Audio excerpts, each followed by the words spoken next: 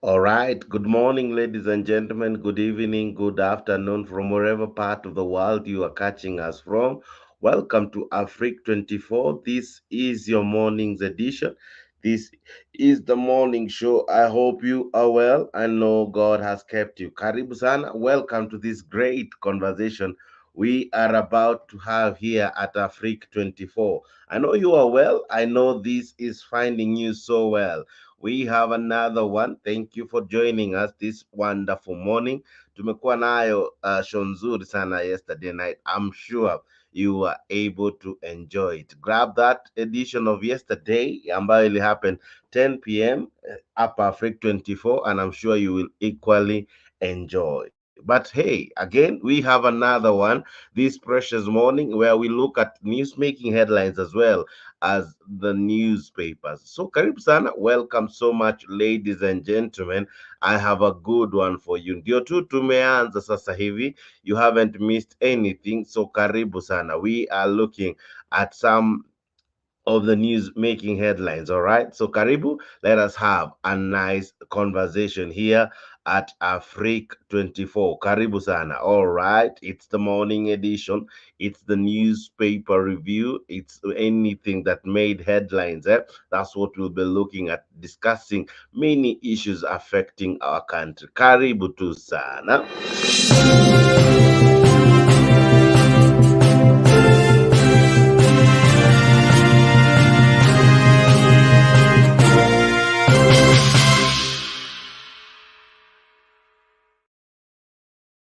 I hope you are well. Karibu, let me know where this is finding you. Watu wa USA karibuni, watu wa UK karibuni, watu wa Canada karibuni, watu wa hapa home karibuni. All right, popote unapotutazama, karibu kwa hii show. This is your fantastic morning edition, and we are looking at the newspaper. This is the morning review. This is the breakfast show.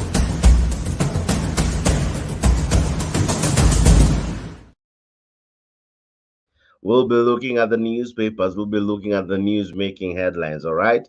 We'll be looking at issues that affect our country. So sit back, relax, enjoy the show, and make sure you follow us through. Ni juzi unatazama ukiwa wapi? Karibu sana, ladies and gentlemen. I hope you are well. Welcome, welcome, welcome. I see many already joining in. Karibu sana, karibu sana. Like the video and as well subscribe to Afrique 24. Let us keep the conversation going. Let us make this happen. All right. You are the people that always make this happen. Nyinyi ni wale ambao huwa mnafanya hii show kuwa jinsi ilivyo. Asante, asante tu sana. We have a great show and I am about to introduce to you other panelists rather who will be joining me for the same. All right. But karibu sana. Jana kulikuwa na statement from Azimio. It's what has informed this show and equally what appears on your daily nations. So kindly subscribe to Africa 24, following the conversation. Here, the conversation never really stops, all right? The conversation here never really truly stops. We only pause but continue therein, okay? Tunaendelea tu punde ambapo tunaweza, all right? So karibu sana kwa hii show. Allow me to introduce to you what is making headlines. Equally, I'll be sharing with you what Raila Odinga in a press statement yesterday was able to say in as far as Azimio is concerned. Just, I think, a week ago, we were here talking of the challenges that we thought were there in Azimio. Lakini we, Baba has come out gun blazing saying, you know what, Azimio iko kidete, imesimama vizuri. There are no issues in Azimio. All that was there are media fabricated issues. So he said, Azimio iko gangari, Azimio imesimama tu imara. Listen to this even as we begin this morning conversation. Karibu sana, welcome. Wajuze wawili watatu kwa kulike hii video, kwa kushare hii video. Wacha hii story ifikie wengi wadau. Wacha wengi waweze kung'amua na kujadili mambo ambayo yanafanyika hapa kupitia wewe kulike hii video. So simply like hii video from whatever platform this is finding you. All right. So here we go, ladies and gentlemen.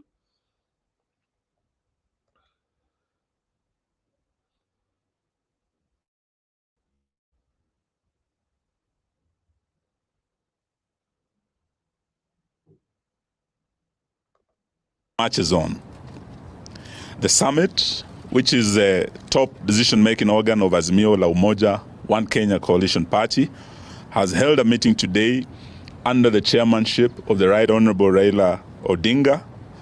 Being the first this year, the meeting focused on 4 main agenda items, namely review of the previous year, briefing on the government's budget-making process, position on public interest litigation, and the way forward.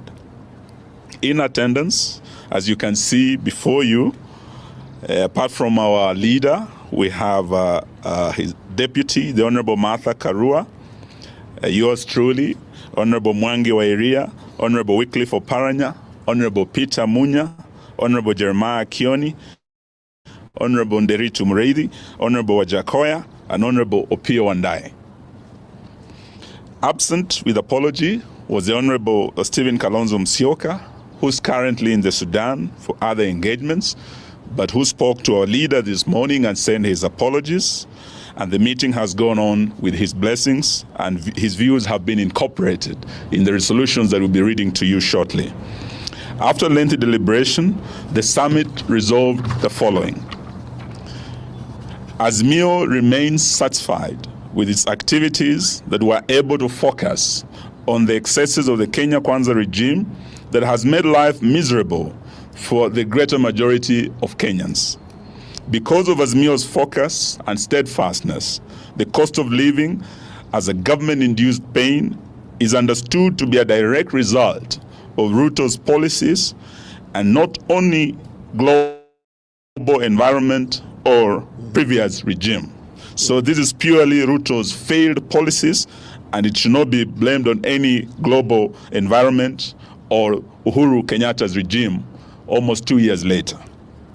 The coalition is satisfied with the work of standing up for Kenyans and commits to continue holding the regime to account and to put blame where it belongs on areas like the ever-rising taxes, the deteriorating relationship with our neighbors, the rampant corruption in government, the tribalism in public service, the deterioration of the Kenya shilling, and general deterioration of our economy. The Kenya Kwanza regime, and not the people of Kenya, are to blame for these misfortunes that have ended up hurting innocent Kenyans. Azimio deeply regrets the loss of lives during the peaceful protests, continues to hold the government responsible for these needless deaths, and promises that the deaths shall never be in vain. The coalition has weathered several vigorous attempts by the Ruto administration to create disunity and splits in its ranks. Unity is an achievement the coalition will guard jealously to be able to continue fighting for Kenyans as one united front. Because the coalition has been able to stand up and stand together, Kenyans have regained their voice, their courage, and are standing up to the bullies in this regime. Kenyans are standing up in very remote parts of the country to tell off the government on its lies and its insensitivity to the people. We encourage Kenyans to continue manifesting courage and call out this regime. We will stand with all Kenyans expressing such courage and determination to take back our country. The coalition is happy and proud of the performance of its members of parliament and on all critical national issues. When it has mattered, even where the members have been outnumbered, they have expressed themselves clearly and candidly on such issues as the Finance Act 2023, and Kenyans will remember that there were 88 loyal members of Azimio who stood with them, and there are 176 who voted yes, and that is why they are suffering today. Kenyans will remember their voices also of Azimio legislators on the housing levy, on the deployment of the police to Haiti, and the general state of the economy. Over time, we have been vindicated. May I now invite my senior, the Honorable Martha Karua, to read the rest of the statement. Thank you very much.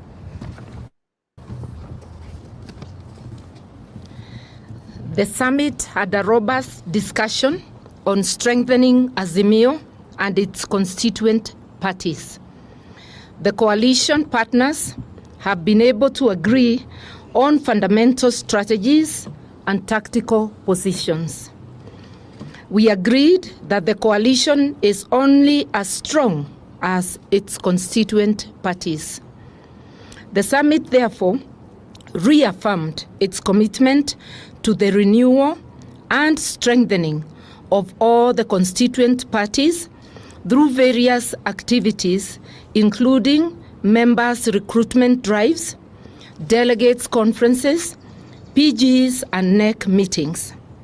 All constituent parties have committed to pursuing a common program of action that addresses the challenges the country is going through, and that also help to advance and defend the gains of democracy.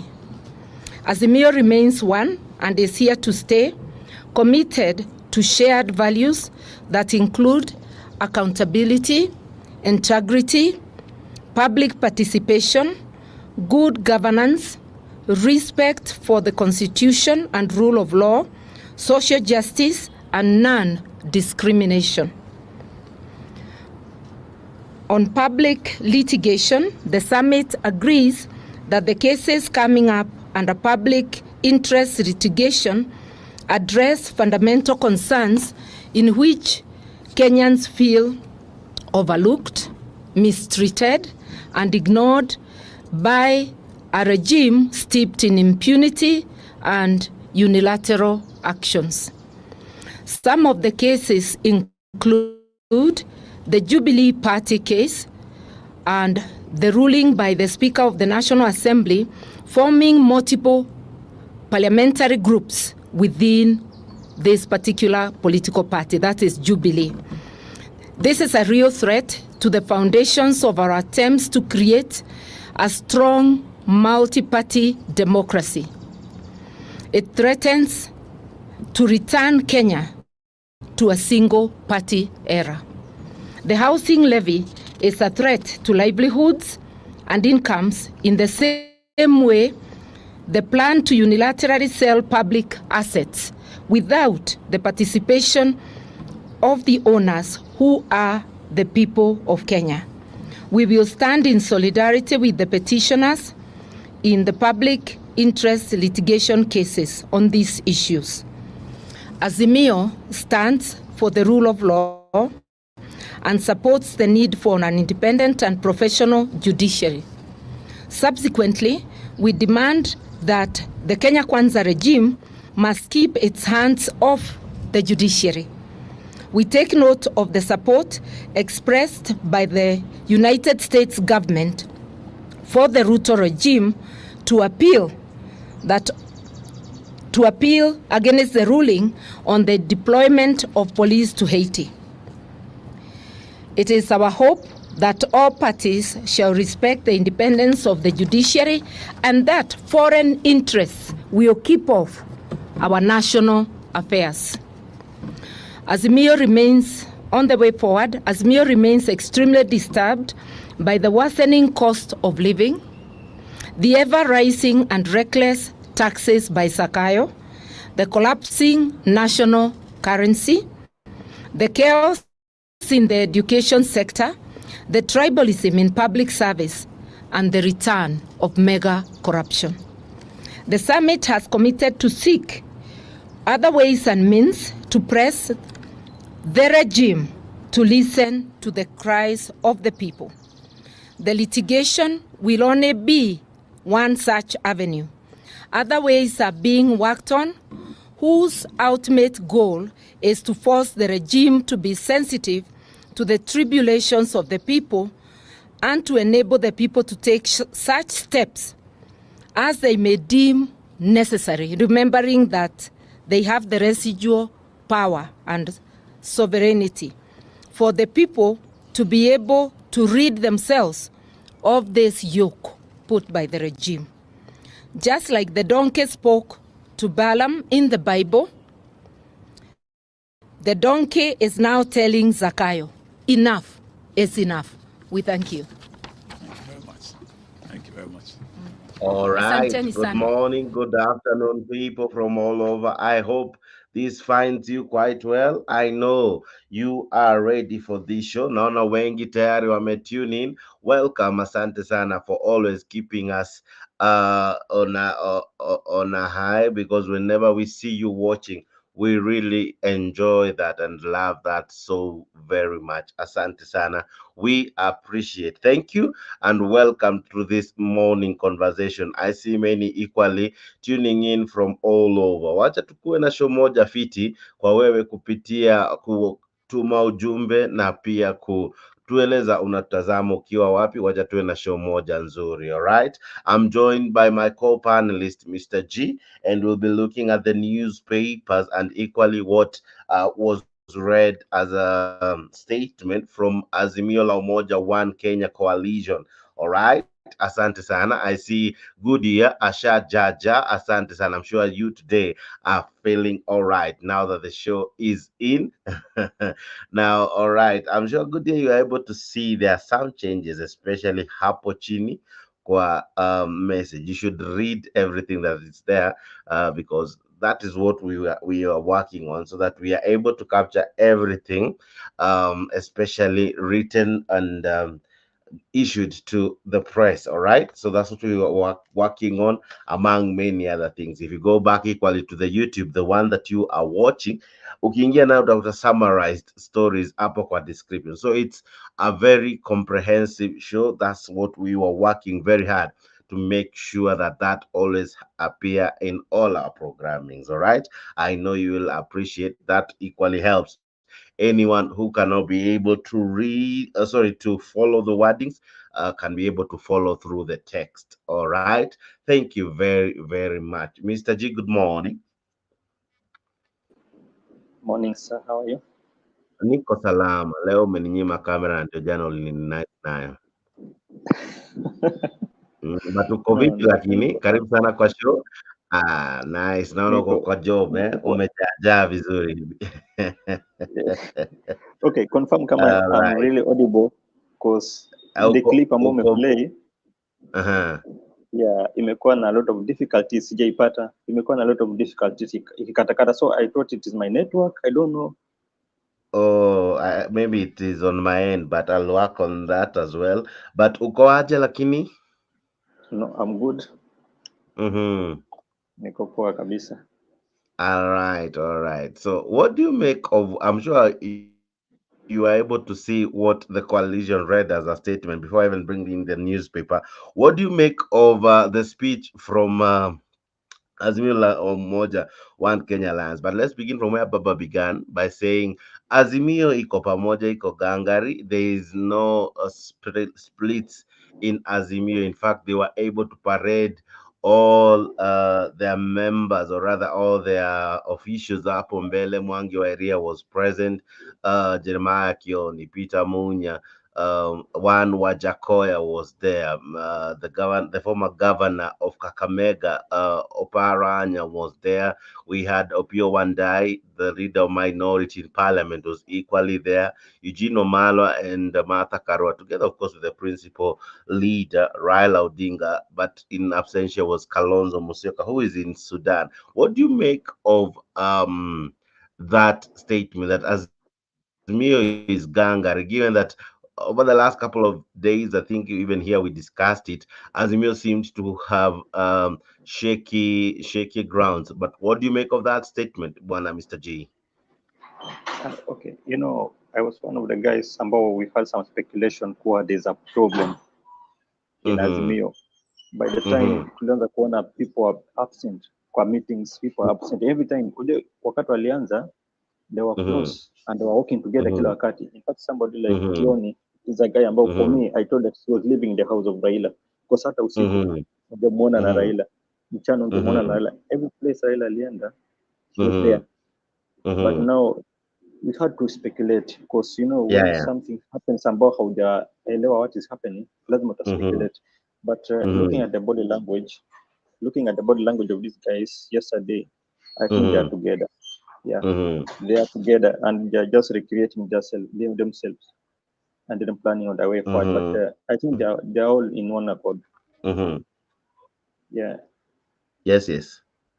Now, one of the things equally they said is that they're now working very hard to revamp the coalition. They'll be seeking. We are on. They'll be seeking to have what do you call it? Unified efforts to support Peter Munya's party PNU. Ataanza tena kufanya party recruitment across the country, and equally we saw ODM do that.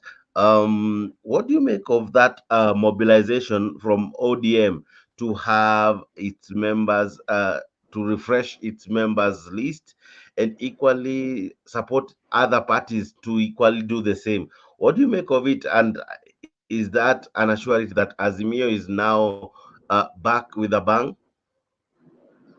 Okay.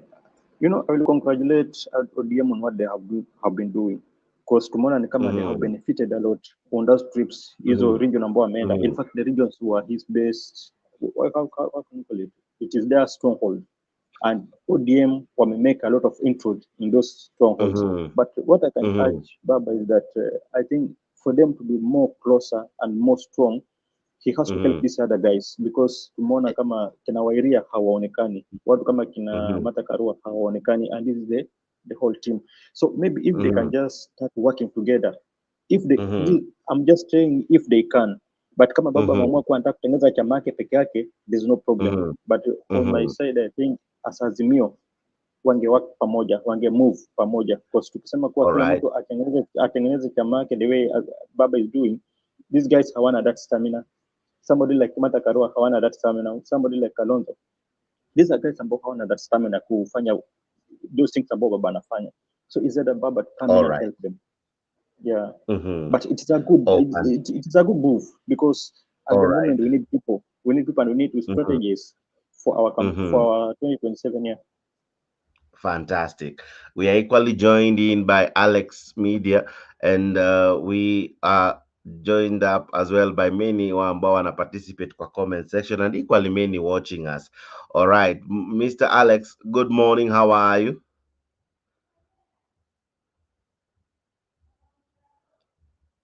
Hon Lex, good morning.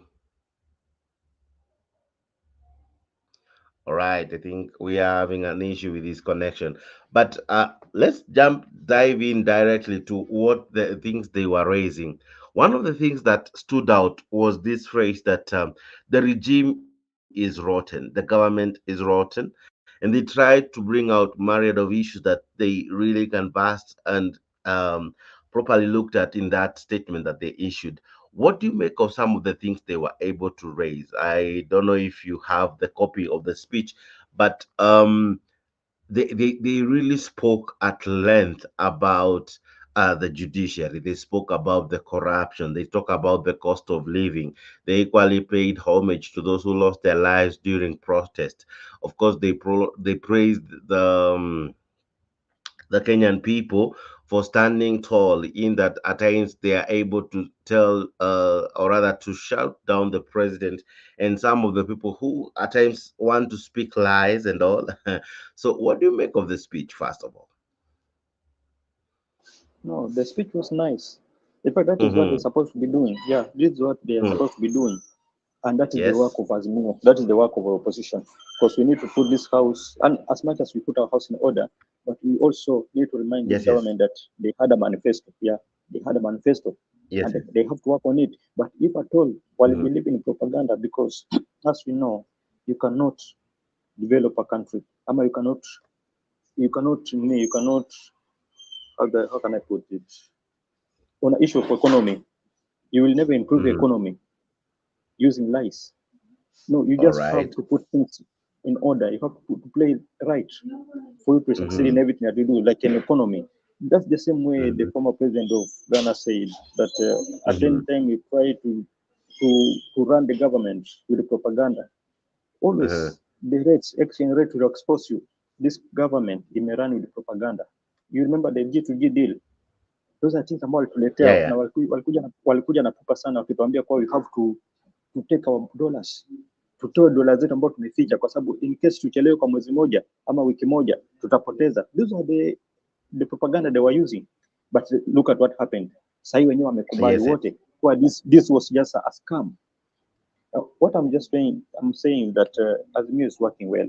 They just need to be closer. They just have to move together as a unity, as one team, to succeed in this thing. But they're doing right. mm-hmm. All right. Now that is what appears in what do you call this? Taifa Leo. That is what has been the news making headline and what they used as their what do you call it? As their headlines. In fact, wanaiweka hivi: upinzani wadai serikali ishaanza msukosuko ya kimataifa kwa gharama ya juu ya maisha badala ya sera zake. Alright, alafu kichwa kikuu wamesema ni kwamba serikali imeoza. Of course ni taarifa ambayo tutaanza kuiangalia sasa hivi. From where you sit, hii serikali imeoza because what we are having for Just us is just direct translation on what they said. So we chose to use it in English, but we of course picked this from the Daily Nation. Sorry, from Taifa Leo, and as we looked at the rotten government, but in Swahili is what Taifa Leo Taifa Leo has chosen to call inchi ama, sorry, not inchi, rather serikali iliyooza ama rotten government. Now when you look at their speech, when you look at what they were able to describe, would you adduce and agree with the topic that the government is rotten, this was an overstatement? I will agree with the statement. Jex, let's go Mm-hmm. back to what the controller of budget told us. She's the woman who Aha. told us that kwa this government wamekuwa overspending. Nakumbuka hao ndio watu ambao Mm-hmm. wanatudanganya kuwa they just wanalipa madeni. These things ambao kwa anatuambia, but kwa control of budget anatuambia nini? Kwa even in salaries wame increase. Somebody who's supposed to get 100,000 shillings imeandikwa kwa Mm-hmm. anapata 300,000 shillings, and yet he's not receiving Yeah, yeah, the same amount. yeah, He's yeah. just getting Mm-hmm. 100,000. Yeah. Go back Mm-hmm. to what is happening currently. We have been told that Mm-hmm. some of the cabinets Mm-hmm. wamepeleka resignation letter, wanataka kuresign. Why are Mm-hmm. they want to resign? Because things are not working this government. So I agree with that sentiment ambayo imewekwa kwa gazeti kwa the government is rotten. Look at how this guy Yep. is working. Yeah, the pathetic All liar. right. Kila wakati ameshinda kidanganya, kila wakati ni Mm-hmm. kudanganya. I see Alex, I think ako sawa sasa. Mm-hmm. Yeah, yeah. Alex, good morning. How are you? Good morning, Dex. I I hope you're overslept. well. I I'm very know, well. I know, I know. Gudi amekataa kututafutia alarm, but tunashukuru tuko wazima. But I'm fine now. Yeah, Yeah, yeah. hiyo serikali imeoza, Dex. I mean, if you see the decay in a war memorial hospital, if you Mm-hmm. see the rotting in Meru whereby they were being heckled, if you see the awfulness and terribleness of what happened in Kakamega, and you can see an atrocious Mm-hmm. government. When they went to Mm-hmm. Trans Nzoia, and the worst thing is that he is lying every time. He's lying. People are sick and tired because tumetenga. And that's where the clip of Matiani comes in. Yeah, yeah. That this Mm-hmm. these people are recumbent. These people, Yeah, yeah. they are how, the best word to use for lying is they are mendacious in nature. They don't remember that they lied, Uh-huh. and they are contradicting Uh-huh. each other. On a part of the president is saying this, Mudavadi is saying this, and the Rigiji is saying this. So everybody goes everywhere saying different things. Mm-hmm. Ni, ni. Mhm. All Okay, right. I think unapata amehang kidogo, but mm-hmm. no, unapata they are reckless. Unaona vitu Boni Alwale now is being accused to have killed his worker. Unaona vitu Osoro alifanya. Unaona some of the MPs the way they are arrogant and distasteful. I mean, if you look within Wamuchomba anasema different things. It's a classical, a classical evidence of how the government is rotten. The center is not holding. Mm-hmm. Ukiangalia Central ama Mount Kenya, you find that the president is determined to fight Rigiji through Ndindi Nyoro. Mm-hmm. I mean, the center is not holding. For me, even rotten is not the best word. They are decayed, Mm-hmm. Yeah. All right. Decay na rotten si same. Si synonymous Rotten, synonyms. decay, an egg can be rotten Mm-hmm.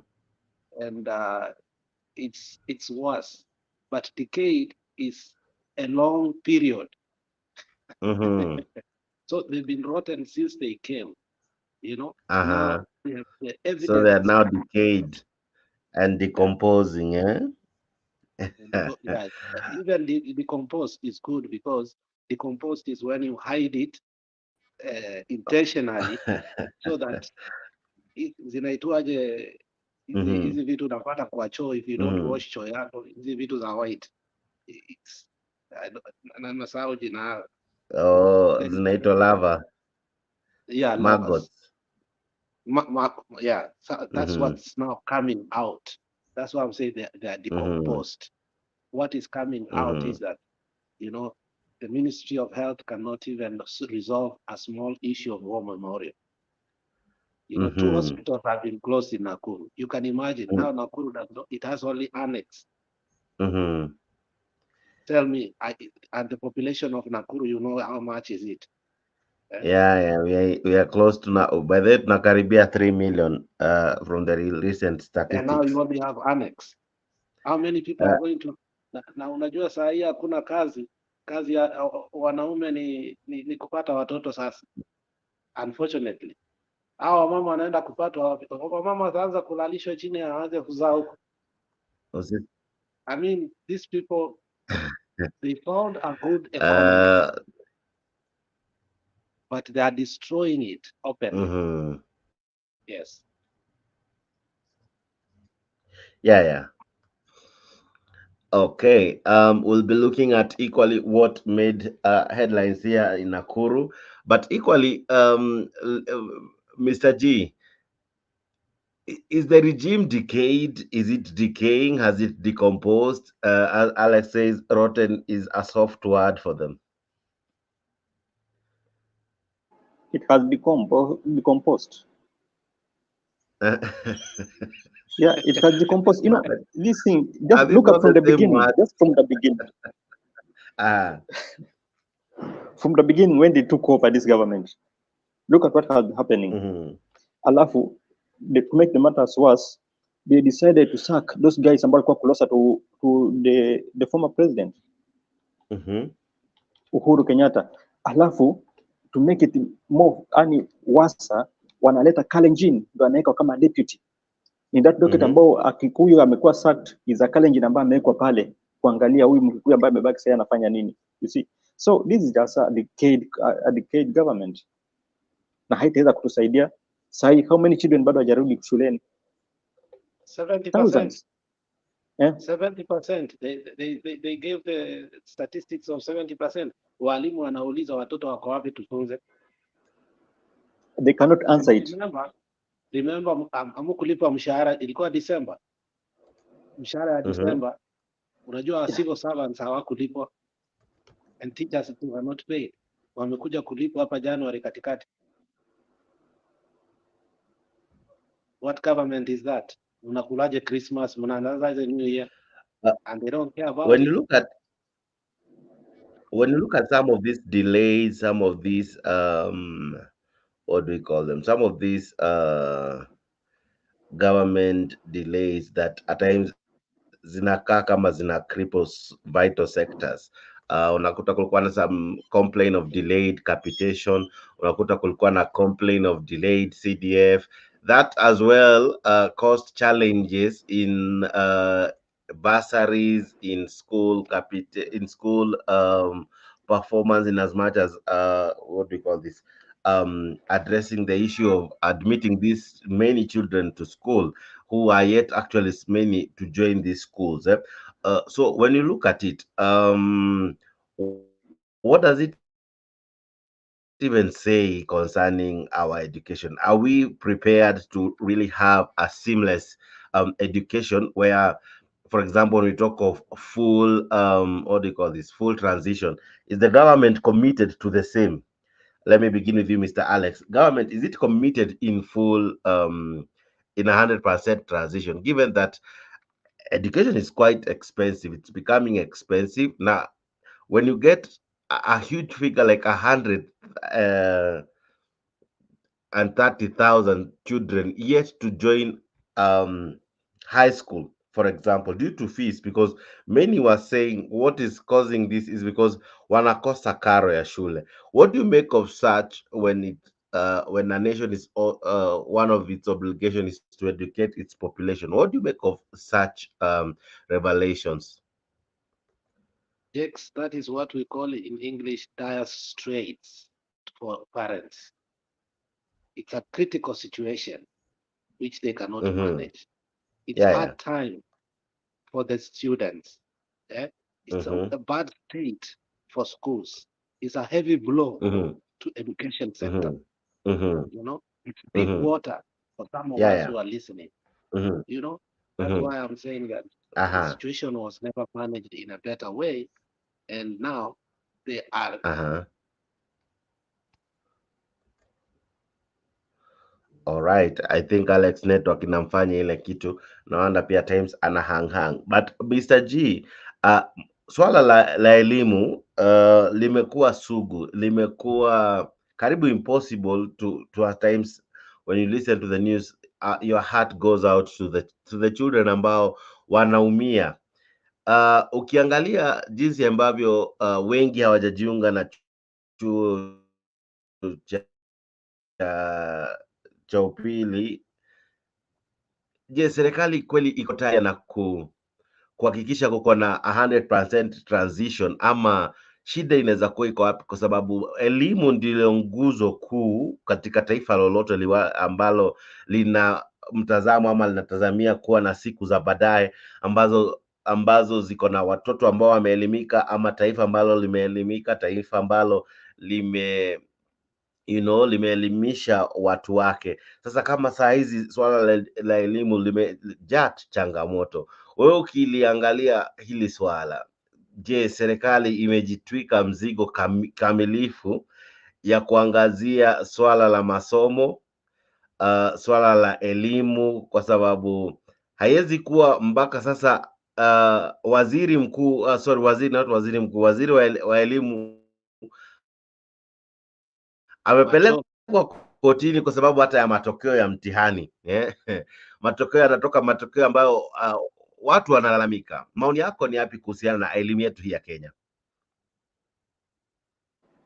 Okay, Jakes, as much as I know the transition has not happened, the 100% transition has not happened, but for me sijapenda hiyo mambo ya 100% transition. Why? Kwa sababu you find a class whereby mtoto amesoma, someone amepata tuseme kama B ama mwingine amepata A, but you have a group maybe tuseme 70% ama 60% ama 40% wamepata E, alafu tunasema hiyo haijalishi, we want this 100% transition. Sasa tunabeba watu wajinga wote tunapeleka to another class, na kufika pale pia they still getting E, tena tunapeleka to another class hivyo. So, at the end of the day tutapata we are going to get leaders ambao hawatatusaidia kabisa. Tutapata fools That's why I'm saying I don't agree with this issue ya transition ya kwenda. No, I'm not talking about mambo ya watoto kwenda shuleni ya pesa. No, the transition ya kubeba hao wajinga wote wanapelekwa another class. That thing I don't agree with it. But on the issue of transition whereby we need all people waingie shuleni, watoto waingie shuleni, and then we cut up for that tuseme school fees, ama we provide every necessaries ambazo zinahitajika. I'm good with that. But whereby we are taking our people, angalia siku hizi venye hizi zimekuwa mingi. Kitambo sisi tukisoma kukuwa na mambo kama hiyo, ungepata maybe like 10% walikuwa wanapata E. Sasa hii unapata 40% wamepata E. Where are we going? Lakini Mr. G alama ya mwanafunzi inategemea aidha shule, inategemea walimu, inategemea some of the things ambazo zina cause all this. Unakuta a school is not properly funded in this in that hawana hata the basics, you know, like you get a school haina lab, unakuta na itafanya mtihani wa chemistry, unakuta a school doesn't have textbooks, unakuta a school doesn't have teachers. I know one school where it was sad. A child one time shared that walikuwa JSS, and they only had 3 teachers who were to teach them 14 subjects, and they had two or three streams for JSS, and walikuwa karibu watoto 300, yeah, so a class almost had 100 children. So you can imagine 3 teachers teaching 300 children. It's like 100 children per teacher, and they were dividing the subjects amongst themselves, and actually ile subjects they were not conversant with. These subjects were left out, they didn't cover them. But unfortunately, some of them, or rather all of them, sat for some of the exams, despite them not being taught. So sometimes what students score really depends with a lot. Shule vile iko, kama iko na walimu wa kutosha, vitabu za kutosha. So I wouldn't be quick to dismiss them that ni wajinga, no, but I would say there are so many other challenges that would inform the scores that they are getting, the grades that they are getting. So maybe we need to relook at what our education system is offering, what these schools are suffering from, and what could be informing the challenges they are going through. But Mr. Alex, I see you're back. What could be informing the challenges in our education sector, given that we have many yet to join school, and even when they join school, the performance is not that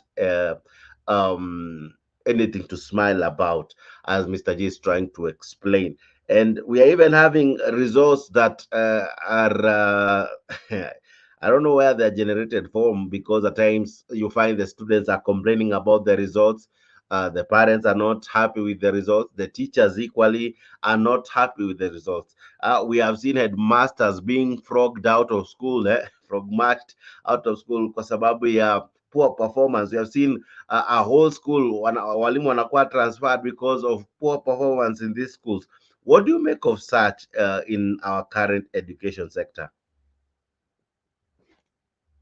You know, when you reward your cronies Mm-hmm. and you have something called tribalism comes in. Mm-hmm. Instead of hiring technocrats who are advanced with the whole Mm-hmm. stakeholder of the education, that's where Mm-hmm. the rottenness starts. You give Mm-hmm.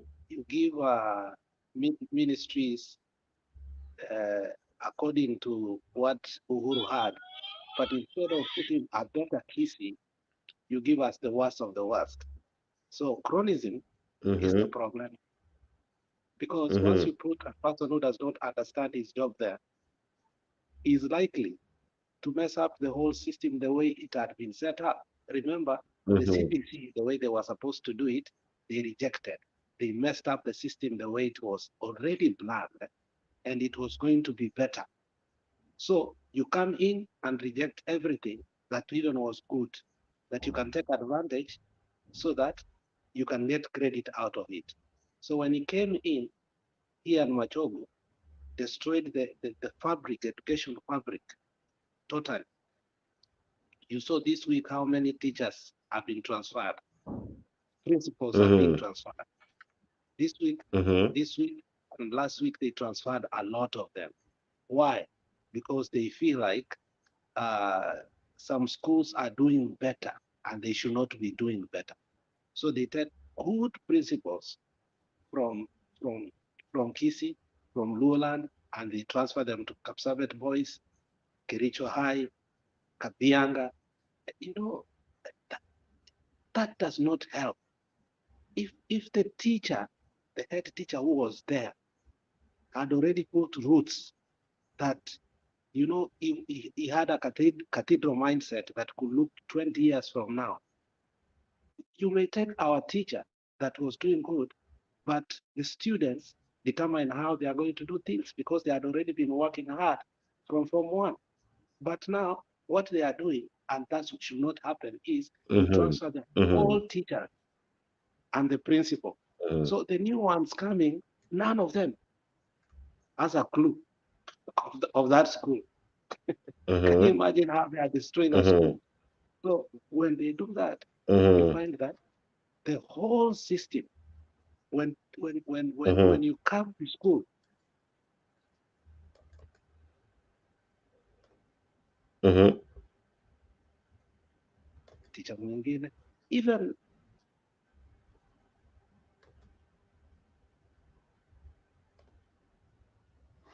All right. I seem to be having mshki mshki na Mr.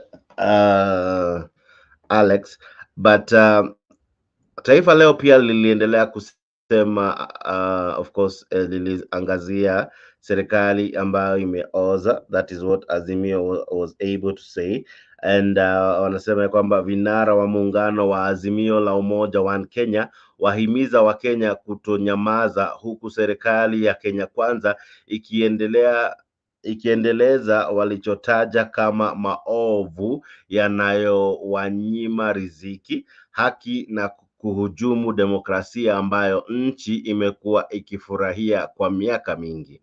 Alright? Okay, pia hapo chini katika Taifa Leo utakuta kuwa kuna wadau wapinga ada ya nyumba bungeni. Unakuta pia kuna wanasema kuwa kuna ukusanyaji wa maoni kuhusu ushuru wa nyumba wakamilika kwa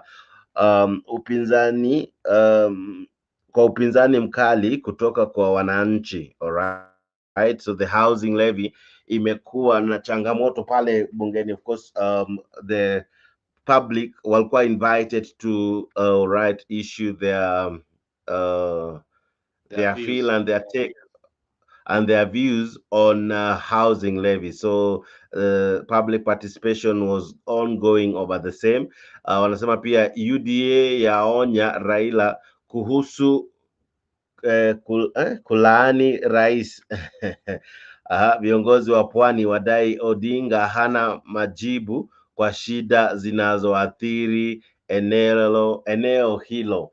Okay, now the Azimio leader alikuwa pwani over the weekend, or sorry, the better part of last week, and kuna leaders from the coast wali come out gun blazing wakisema that Raila Odinga has no solution for the coast, and of course most of them are from UDA. So hapo chini of course utapata hiyo story vizuri katika ukurasa wa 3. Unasema UDA yaonya rais Raila kuhusu kulaani rais. What do you make of this, Alex? Does Raila have an agenda for the coastal people? And equally, what do you make the people who are yet to really embrace the affordable housing? Sasa wao wanafikiria Ruto ako na suluhu kwa watu wa pwani. Mm, So hao ambao wamekuja kusema Raila hana. mm, He launched one of the best water projects mm. while Ruto is launching a transformer. Uh-huh. So I mean, you can look there and see the propaganda machine of Uh-huh. people who are paid. You know, those rallies were so powerful, and Uh-huh. you will see the voltage power of how those people like Boy Juma Boy was forced Uh-huh. to apologize, because when he Yeah. realized that Kilifi, Kwale is too much in ODM, he had to say nisamehe, nawapenda. Kwani hawakuona hizo zote vitu zilifanyika kule? Wanapwani Mm-hmm. wanaamini Raila Amolo Odinga. Kura zikuwe leo today, hakuna mtu atachukua kura ambayo ako UDA, kwa maana hakuna kitu huyu jamaa amewasaidia hata kidogo. Kumbuka wakati kwanza alitoa port Mombasa, ikasumbua watu sana, akaipeleka Naivasha, ndio akaonywa na akina Museveni. Alipoonywa akairudisha nao, akashika sasa, akamtoa director, akaweka mtu ambaye anaitwa jina lake ni Ruto. Na kuambia ukweli, mahala Mkalenjin ako anakamua ng'ombe, apei ndama maziwa hata kidogo, mpaka damu inatoka.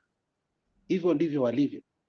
When you look at the corporations in history that we had, Kenya Planters Union, KGGCU, Kenya Seed Company, they used to be parastatus. Moi akachukua Kenya Seed Company, KGCCU died, Kenya Planters Union died, because, you know, Peter's principle is something people need to look at. You think because you are an athlete, you are a policeman, you became an athlete. Now because you have gotten a gold medal, now you can become a director of a big thing like the port. I mean, that's nonsense, sheer nonsense. You know, hata kama wewe ni mbaya, if you bring technocrats within your government and they perform, many people will echo you. And that's why somebody like Museveni in the rural areas, he has votes. There is no way you can take Museveni haibangi kura. What he did ni constituencies alikawa the way alifanya kitu inaitwa gerrymandering. Constituency yenye anajua ako very very powerful, anaigawa mara 3. Kaelewa? Na amechunga watu wao, na watu wao wako na chakula, hawako na njaa. Hiyo ni kitu ya kwanza. Ya pili, kuna mashamba, watu wao wanaweza fanya nini? Wanaweza kufanya farming. Sasa sisi wa Kenya tuko na njaa. Hiyo ni kitu ya kwanza. Na huwezi kufanya kazi bila njaa. Utaachia hapo. Huwezi fanya kazi ukiwa na njaa ama bila njaa. Jex, can I add something? All right, Mr. Yeah, naona mkono wako iko kwa hewa. Yeah, just to add something on what Alex has said on this issue of coastal people. This is the propaganda, but look at what, just go back to those clips, angalia what was happening. You know, there's something that happened in Msambweni, wakati alikuwa kule Msambweni, those sides za Kwale.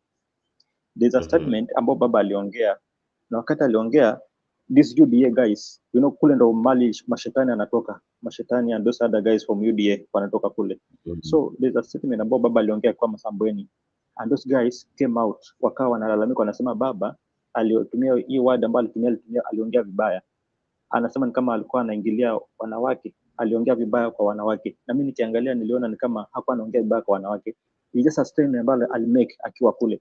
So those guys they came out, wakaanza kulalamika kwa baba akija aongelee kuhusu issues zingine, lakini aache kuingilia mtu personal. That is what was how these guys were talking about. So if gazeti inaweza tokezea leo alafu yanasema kwa sijati coastal people are complaining, siji baba has no solution. Hii propaganda bana. Just go back to what happened in Msambweni. They were not talking about this issue at baba hana nini. They were talking about baba ameongea vibaya, the statement about baba alimake concerning women. And yet that statement mimi nikiangalia haikuwa na anything wrong. Yeah, so this is just a propaganda.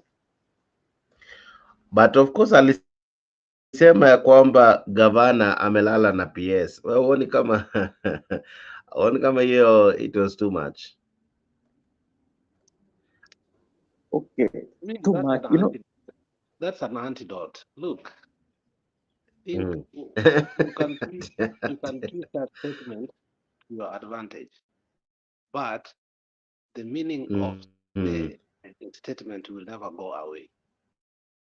Mtu ukisema Koome amelala na Ruto, you just mean the executive has slept with the judiciary.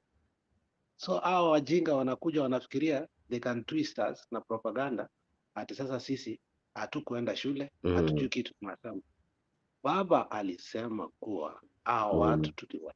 Kwanza ni mzee mmoja alikuja akasema sisi hapa Kwale hatuna representative. Akamuuliza Sifuna, si wewe unafanya oversight kwa Senate? Ndio Juma akaanza kukasirika ati anatoka. Who cares?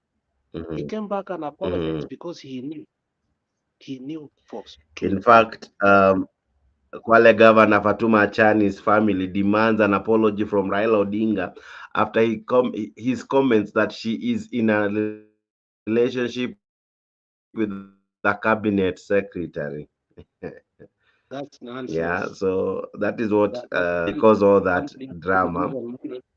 That's nonsense. You know, these people feared. Let me tell you, even me, But everyone is entitled to be treated. Mhm. You know, Jex, you cannot twist. You cannot twist what I said to your advantage. Then you start saying that naweza kuwa ni ukweli. It can be literally true. Yeah. On the other side, it can be literally true. You may try to demand an apology, then Baba anatoa bombshell. All right.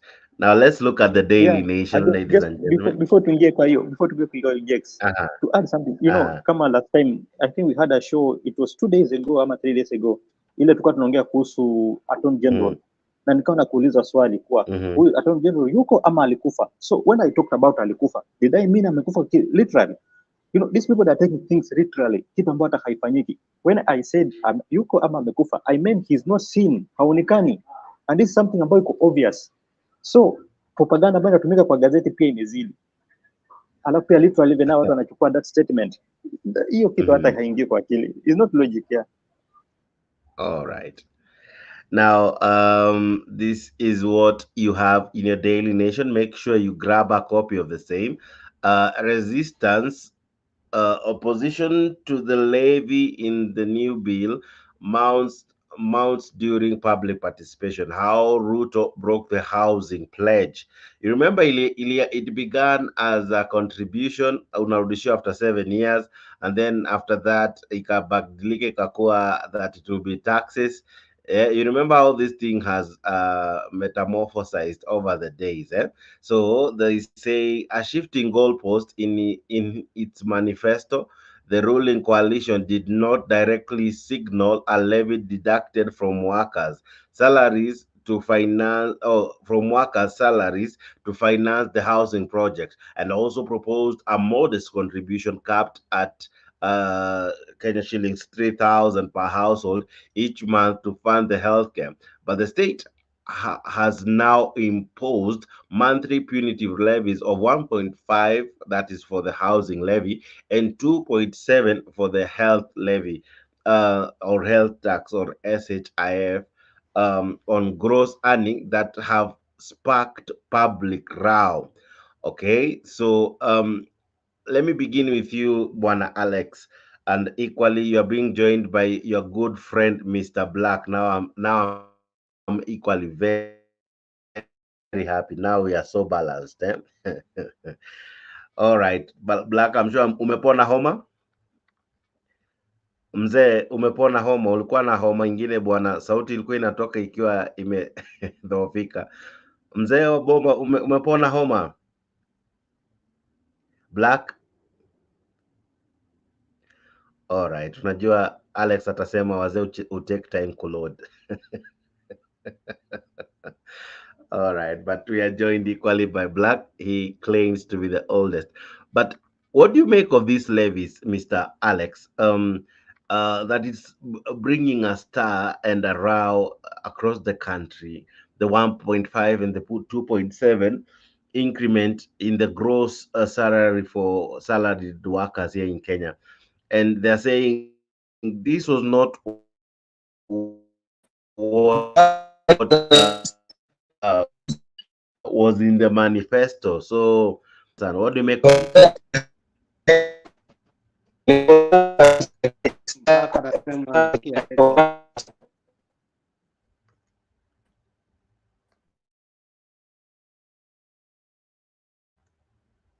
Uh, what if I would log out, log in, and then you check on your earpiece? Probably there's a going to cause that, or your what do you call it? Your jack pin. Sometimes when I cause that. Yes. So, what do you make of this levies, Mr. Alex? Because hii ndio imeleta hii shida yote.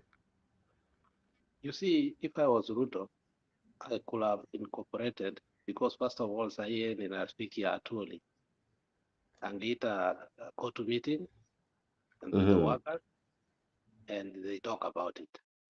Then I end an art, they speak about Mm-hmm. it. Then we go to public participation, Mm-hmm. but that's after you go to parliament to seek redress of the issue. The Mm-hmm. whole issue, he took it and forced it. He did not take the legal way or the manner Mm-hmm. how it can be taken as a bill to parliament so that it can be. Mm-hmm. This levy is not even a tax, and any money you collect as a tax must be approved by parliament. That was Mm-hmm. the illegality that he did. I saw Murkomen Mm-hmm. say that in 2 months they are going back and the housing levy. I think they are going to get the root of their shock, root shock Mm-hmm. for the illegalities that they began to do. You see, you cannot do something and think that when you got the court of was it appellate court or ilikuwa ni court of appeal? Which court did they go? Was it appellate or ilikuwa ni court of appeal? Yeah, appellate court. It was the appellate court. Yeah. So you can't go there and think that you can twist it. You know, the issue of law is perspective. And because you must write a report so that, because judges and lawyers share. For instance, when they went Maraga, the opposition, to seek redress of the issue of election, the interpretation was key and perspective of what they were doing. So when nani walikuwa na a very weak case that already had been rejected, and what he had done before is, again, he had threatened the same judges, thinking that he can cahoot them. So basically what I'm saying is that the arrogance of Ruto from the beginning about the finance bill, when he said nione ni nani ambaye atakataa ajira sisikuje kwa watoto wetu. But you look at it very well, Mr. Jakes. Mm-hmm. Even UDAs, senators have come to say this thing is a scam, because you can't give Mm-hmm. somebody land for free and then VAT utoe, and then all these things are happening, and then you come and say that these houses are going to be sold at 3.5 million. Is that affordable housing? Yet land was given for free. Mm-hmm. VAT was taken Mm-hmm. out. And you know, Mm-hmm. land speculation in Nairobi is the Mm-hmm. biggest thing. Do you know, in Karen, your land can be 10 times more valuable than even your house. Mm-hmm. So it's no longer affordable, because we have already been told these houses are going to be sold 3.5 million. How can you say that Mm-hmm. somebody must pay a deposit of 300,000? Mm-hmm. That's not affordable.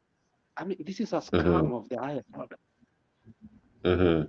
You know, at the beginning, I was supporting him because I thought that, look, housing, once you address the rent, you know, Jax, nitakwambia hivi, before I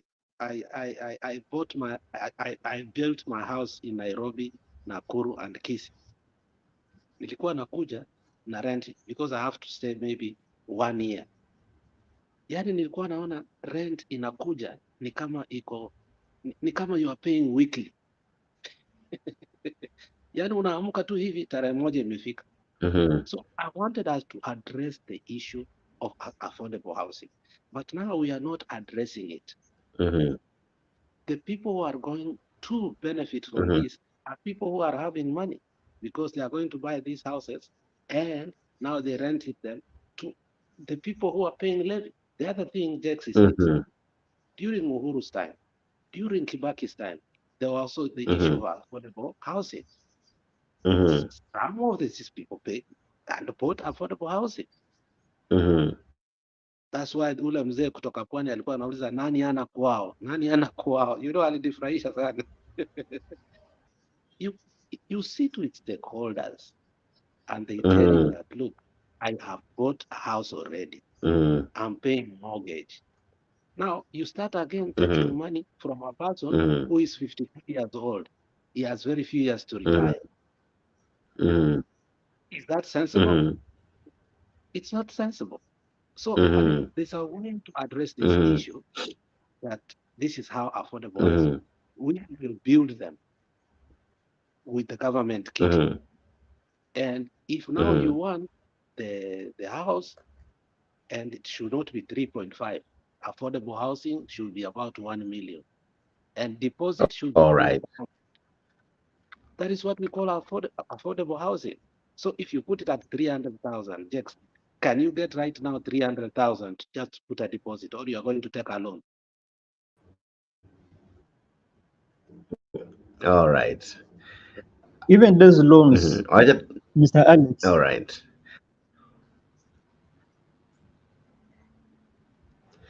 Yes, Mr. G, before I bring in Mr. Black. Yeah, I would say even those loans kuzipata si rahisi. No one is ready to give you that amount of money. You have to see your statement kwanza, your bank statement, aone kama you are qualified to get that amount of money ndo akupatie. No one atamua tu akupatie pesa sahihi ya nini ya 300,000 only in a sacco, and in a sacco lazima uwe na a certain percent. Tuseme at least uko na kama let's say uko na kama 100,000 in the bank. That's when the sacco can give you 300,000. But bank cannot give you that money. You need 3 people to sign for it. Exactly. Guarantors. It's not free. Yeah, guarantors. You have to have those guarantors to get that money. So this thing is just a scam. Okay, let Jax come in, alafu nitakuja baadaye. All right. Alex anasema ni nani ana kwao? Nani ana kwao? Nani ana kwao? Nani ana kwao? Nani ana kwao?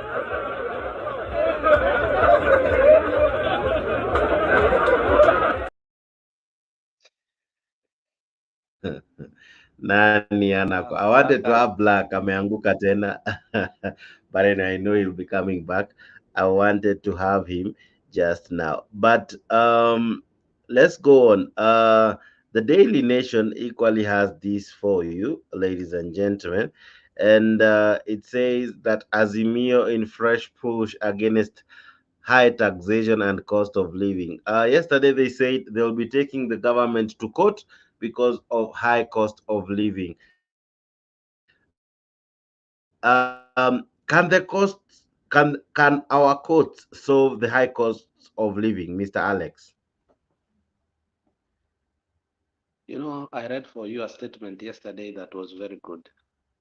And it was very clear that we cannot build an economy through propaganda. And when I said that, I told you that in terms of macroeconomics, the whole, the exchange rate and the spiraling of the dollar will tell you if we are doing well. Because the way the IMF index and bank index have been put, it will expose you that you are lying to the people. If you look at how it has spiraled since they came in, and they are not able to control it. So you must address the issue of the dollar first. Otherwise, inflation is going to take from single digit Okay. to double digits. And that, let me tell you, Black. Mm-hmm. let me finish. Mm-hmm. Last time, Ruto, Yes. Okay, sorry. last time when the president was Now we addressing, can hear you quite well, Mr. Black. Kidogo tu wacha Alex amaliza and then I'll be coming to you. Yes, Alex. So, recently lied when he about Christmas time when he was having a round with the media. it's sorry to interrupt, but I cannot hear my brother Alex. I think it's either he's far from the mic.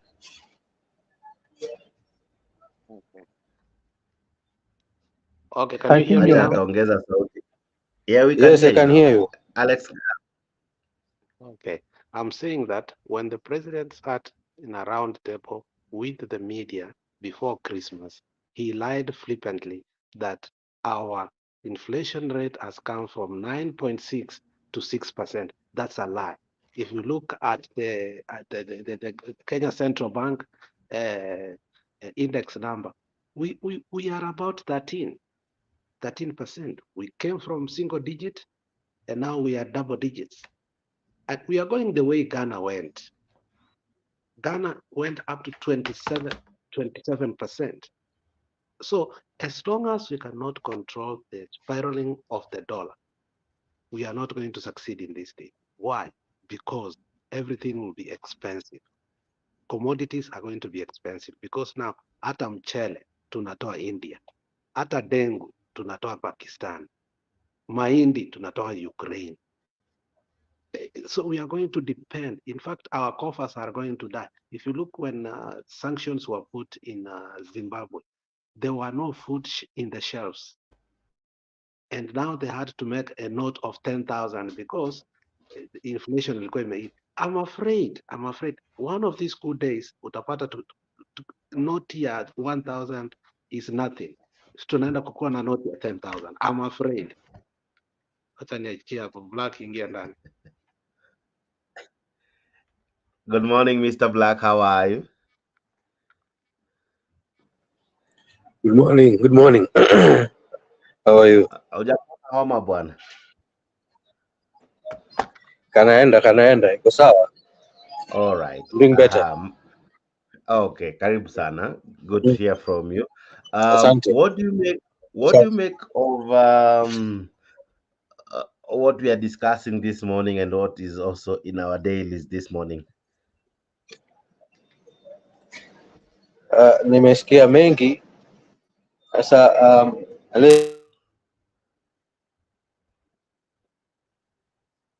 area. Sorry, I didn't get that. Unakatika katika. Tunasema nimesikia mkiongea mengi, maybe we zero it down to a particular question, a specific Okay. part. For example, is our government Mmeongelea education, mmeongea housing levy, mmeongea venye Raila aliongea mbaya kule coast. Wacha tuanzie basi mahali tulianza. Is our government rotten? Is our government rotten as Azimio opined yesterday?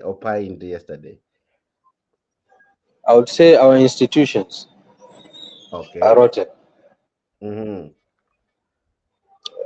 Because to start with, before nifike mbali, kwanza wacha niwasalimie. I hope you're all doing fine. Ndugu Alex, Sir Jex, Mr. G, na watazamaji, I hope you're all doing fine. Glad to be. I hope mmefurahi kuwa pamoja tena. I think ni institutions zetu ziko na shida. Naona. And this is something that has been there for a long time. So by the time mtu akisema government, I think it should include everything that encompasses in a government. Not just the president, not just the PS, or rather the CSs. It should look at the whole structure of the government. See? Now, tukiangalia institutions zetu, like I was reading about the NHIF, I don't know if you've read about it. One hospital, venye jamaa alipokuwa akihojiwa, kutoka Isili, that in the last 2 years amelipa over 400 million, and the hospital just has a capacity of 21 bed, and it's a level 4. It's already categorized as a level 4 facility, which a level 4 facility should have at least 30 beds. Now you can imagine, these guys have even had more surgeries than KNH has been performing. Na tayari wanadai around 78 million. Is that logical? Now you can imagine. Is that logical? Is that really logical? Is that It's really not. logical? It's not. It's not logical. But the owner of that hospital, one Bwana Otieno. Now that is a name which you know where it comes from. It is not from the areas which you've been telling us about, right? I don't know if you can expound on that. Is it that they have improved on, on their skills, or is it they've caught up with the skills of the other brothers from the other area, or what is it? So my point here is this: our institutions are rotten regardless of which tribe people come from. None. So by the time we are putting in names, dropping in names, their tribes, we should be aware that this is a perennial problem that just involves Kenyans as a whole. Nimesikia ndugu Alex ukisema kuhusu the appointment of ule jamaa Ruto KPA, but that's a military man. I thought you once said that military men are clear guys, isn't it? They are sober guys. Why don't you want to look at it from that perspective, that the government, or rather the president, has placed a military man to be in charge of KPA? Why don't you look at it from that angle? That's a question that I'm giving ndugu Alex. Ule ni jeshi ameipa pale. So I think it's about time that we should stop politicizing everything and tuanze kuangalia vitu in the proper perspective. No. That's the only way that we can tackle issues. If we over politicize everything, we are never gonna move anywhere. Hatutasonga mbele. Now this Bwana Otieno, he owns a hospital that has it's a 21 bed, has a 21 bed capacity, right? It's a level 4, which shouldn't have been a level 4. Those are the questions we should be asking ourselves.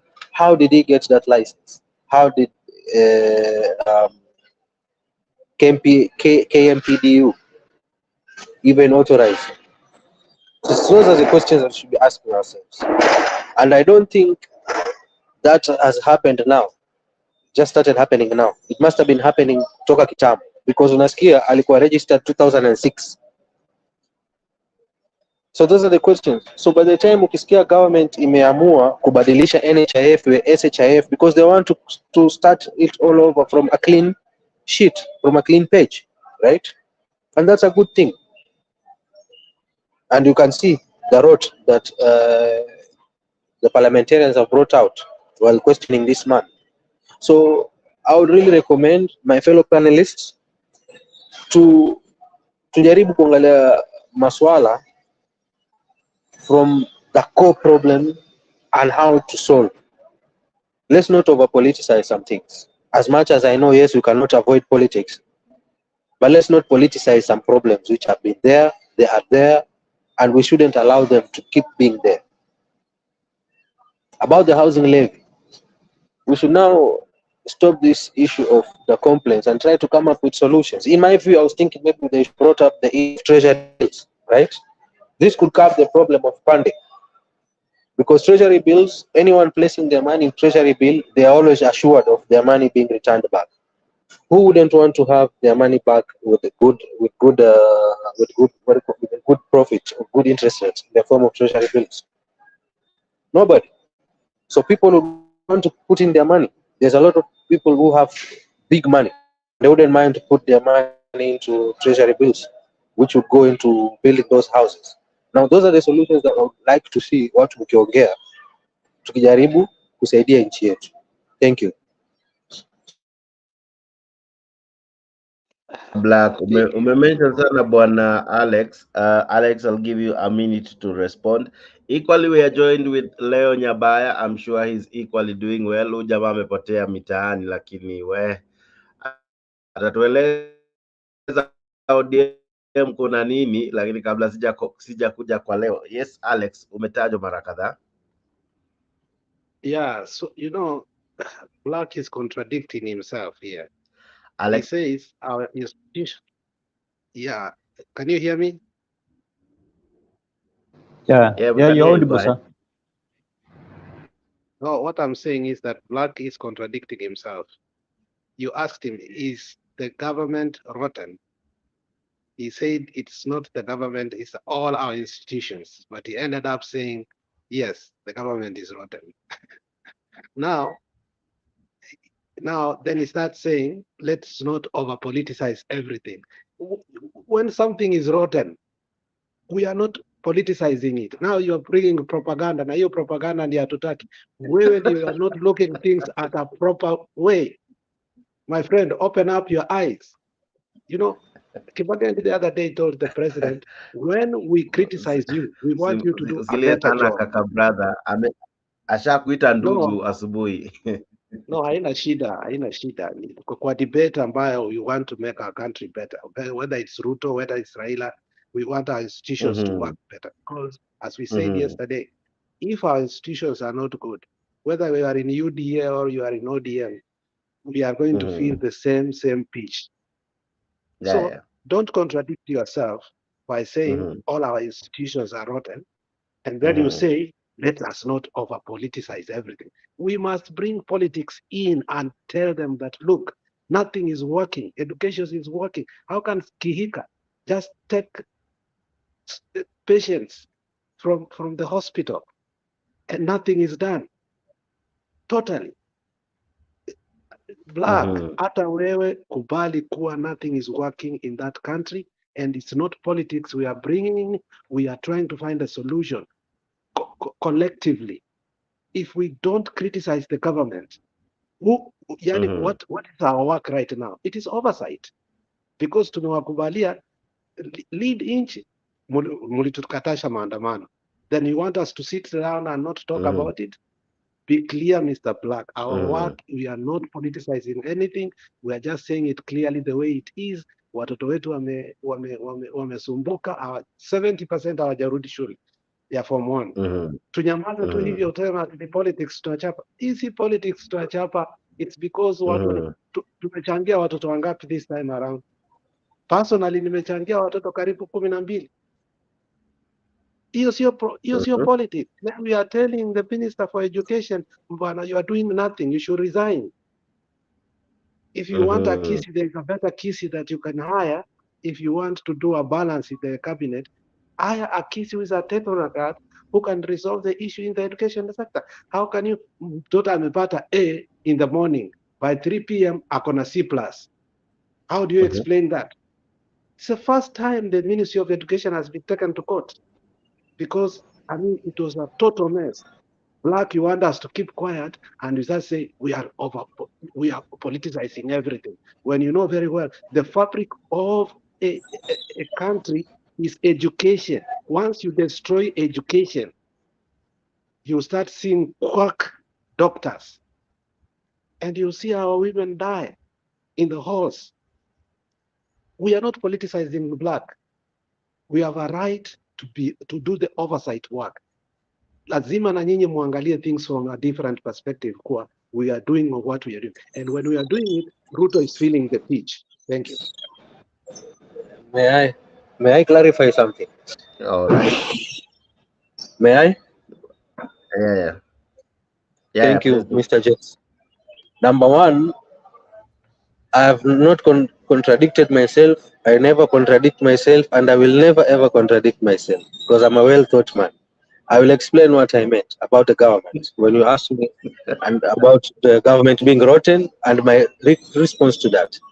I said we cannot just say the government is rotten per se, the way like you would mention the president and the CS, because what is a government? Government is a legislative, judiciary, and the legislative, executive, and the judiciary, right? And the judiciary. Now, if you recall, Mr. Jakes, when you asked me, to speak about what you said, I asked you to zero in exactly to the question that you want me to respond to. Similarly, when I was responding to that answer, I zeroed into the institutions of government. Government institutions are very rotten. And that is why I Mm-hmm. went further to talk about the NHIF, and I gave an example of how that institution is rotten. So Mm-hmm. just to clarify that, Bwana Alex, no, Yeah, but you even on went Kasongo. further to bring Number my two, name. number two, I went further to say that example of that doctor who owns that hospital initially was registered back in 2006. We know who was leading the executive at then, or leading the government at that time, isn't it? In 2006, right? So if just the past 2 years this man has minted 400 million, how It much was has he Kibaki, minted I in? think. How much has he minted from 2006 all the way to this year? And that's why I told you it is best not to over politicize things, and let's try to find solutions to problems which we have. And I gave that example of this man who owns that hospital. Since 2006, he has been minting money from NHIF, which could have been used to save patients elsewhere. But instead, imekuwa vile imekuwa. And I'm sure he's not the only one who has been doing that, and it's not the only facility which has been embezzling funds. I'm sure there are more. So what can we do? So that's what I was telling. That's why I was telling you, let's not over politicize things and mention things as they are and find solutions. And that's why I went further to give you an example of the building, the affordable housing, as to what of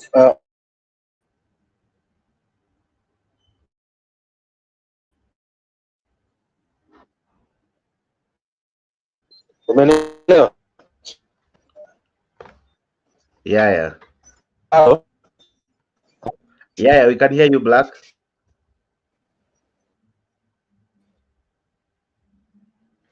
All right. Black, are you still there? All right. Thank you guys for joining us. Wale ambao mnatutazama, asante sana. Naona Gudi yako ndani, naona wengi tayari washaanza kutuma ujumbe. Was to give Bwana Nyabaya, lakini it seems imemfanya ile kitu, but tunaelewa network kufanya watu ile kitu is the challenge of having live transmissions. Okay, now let me go back to what we are looking at the newspapers, and we continue with the Daily Nation before I go to the Standard. Now, on your Daily Nation hapo chini inaendelea kusoma ya kwamba Martha Koome wants UDA senators over JSC plot in motion. All right, Martha Koome vows the independence of the court is not negotiable, even as senator lobbies are changed to compose of the Judicial Service Commission to tame the judiciary. Of course, Senator Cherargei has amekuwa akivamia the judiciary and everything else. But let me begin with you, Alex. I think I asked you this yesterday night. Martha Koome came out yesterday gun blazing and said one thing they'll not ever negotiate is discussing the merit or the need of the same. And equally, she said she cannot allow um, to uh, to have the judiciary threatened or intimidated. You see, like for example, the UDA team, the senator wants to have a change in the JSC, which of course that story you find on your paper, page 5 of the same. What do you make of Martha's Gomez's response yesterday? Uh, Dex, I'll tell you clearly that, first of all, she knows she's made many mistakes that she should Mm-hmm, not have made. So she's mm-hmm, trying to redeem herself from the mistakes she made by mm-hmm, trying to be the boss that she should have been from the very beginning. She mm-hmm, never took her work seriously. You know, she received 800 million first day when Ruto became the president, when he was being inaugurated. And they were paid heavily and they were bought. Now, when you look at the judiciary, it came like, you know, the opposition never trusted the judiciary anymore. And I think the judges must have come and told him, Martha Koome, and others within the circle, that look, your work you're not taking seriously. When people don't believe in courts and they don't come to courts because of you, I think you're doing badly. So I think it was a stakeholder meeting to try to put the house in order. That's the first All thing. right. Secondly, Okay. there is the issue of Ahmed Nasir pushing Lenaola to become the CJ, the Chief Justice. And there is also a cohort of people within State House. You know, State House are here, kuna makatel huko sijui ni 83 cartels who are manning the country, you know, wameweka macho kila mahali, unaelewa, so that they can help the president. It's like the provincial administration. So one of the things they were pushing is that how can they take Koome out and put somebody who will be soft to them, so that anything that passes in parliament, because now they put Wetangula there, we don't even have a speaker anymore. That we are in agreement with that, because hata baba alisema that we used to discuss a bill for 3, 4 or 1 week. 3, 4 days or 1 week. You bring a bill, you read it, you pass it, and you have 7 bills, you pass them in 1 day. I mean, the credibility of the what? Not the judiciary, parliament has been taken out totally and completely. So Akina Cheregai, they are playing politics because they want to remove the CJ. And the CJ has realized that. So she's going to put her house in order. But it is too late, because if today Ruto decides to form a commission of judges who are corrupt, first of all, they are told to step aside. And if they step aside, you know, nothing exists in a vacuum. He will have to appoint judges who will replace them. And the worst part of it is that we will have Ruto's court. So to protect the integrity of the courts, Martha Koome must be fierce and tell them, look, I might have compromised. I might have gone to bed with you guys, but we cannot compromise the institution, which is a neutral arbitrator of this country. When anything comes out, look, now Baba said we are going to court for the issue of the cost of living. Before we couldn't go to court. At least now we trust that the judges will be neutral. The cost of living has gone high. Now All right. watashinda hiyo kesi. Who knew that Omtata atashinda ile kesi? We doubted it, especially when Koome went where? To State House. But the judges have become sober. And that's the sobriety we need. Thank you. All right. Mr. G, uh, what do you make of the lady who you really say alivunja moyo? You know, I will agree with Alex that she's just trying to redeem herself from the shame she caused. And you know, today I think I'll be soft to her. I don't want to be hard the way I always do, but my stand still remains. Sijabadilisha anything. My stand to her still remains the same way. Today I'm going soft to her. On the issue ambao Alex ameongea kuhusu Ahmed Nasir and this woman, just go back to that tutor. Utapata before he answered, president alitweet pia akasema, and the tweet from the president shows that Mohamed Nasir and president they always talk with Ruto, they always talk. Kulikuwa na conversation pale ambapo alikuwa anaongea. After that tukapata that comment, that tutor from Ahmed Nasir akawa anaongea kuhusu going back to Supreme Court wakati watu wametoka. So these people wame discuss, and what Alex is talking about, exactly that is what is happening under the curtain. Kwa sababu gani? How comes atoka tu from nowhere alafu anaongea kuwa I'll come to court wakati wewe utakuwa hauko? hiyo confidence inatoka wapi kwanza? These are people who always talk and they have a plan. Na plan ni capture the court because asha capture the parliament. Sasa hakuna kitu kwa parliament inaweza tusaidia na court imebaki, and as much as she's trying to redeem herself, bado pia hata tusaidia. That's why my stance still remains the same, but today I'm not going hard to her. All right, now let's look at the caricature in the two newspapers before we go to the other ones.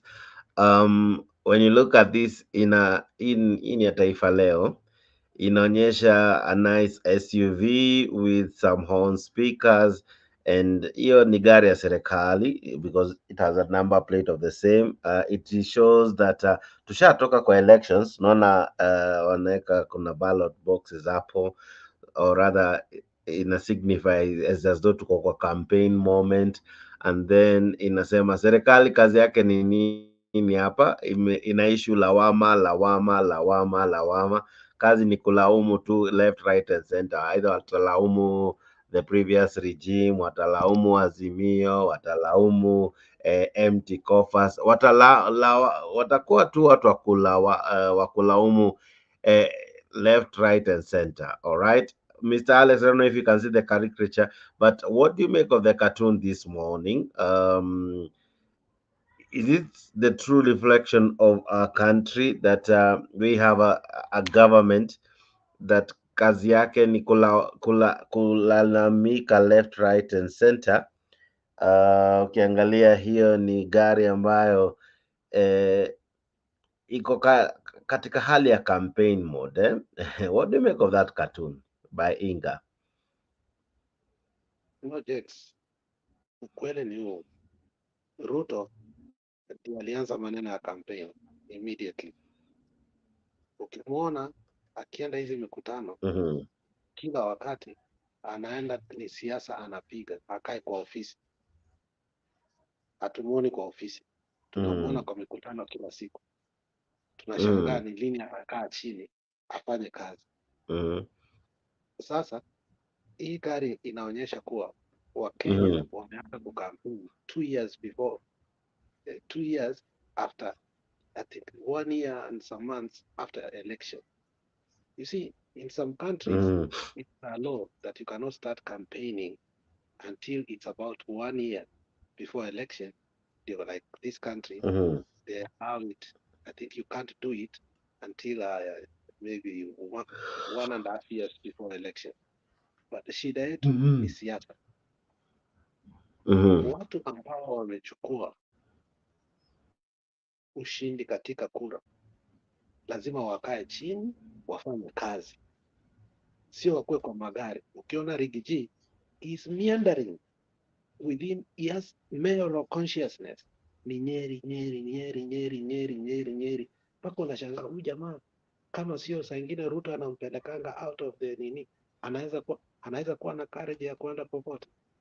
Niliona bibi yake juzi akikuja Kisii na Simbarati welcome very good, yani very well. I don't know what was the purpose of that woman going to Kisii because sisi hatutaki Rigiji. But ukiangalia Rigiji campaign mode, yeye na kijana wake ambao wanaitwa Ndidi Nyoro ni saini kupigana tu. Kila siku utaona in the mountain, wengine wanasema ni Ndidi Nyoro, wengine wanasema, mpaka juzi niliona Gachagua akisema, Gachieta akisema kuwa ataanzisha chama chake. Sijui kama uliona hicho kitu. Alisema ataanzisha chama chake, which means he has sensed that things are not, the center is not holding.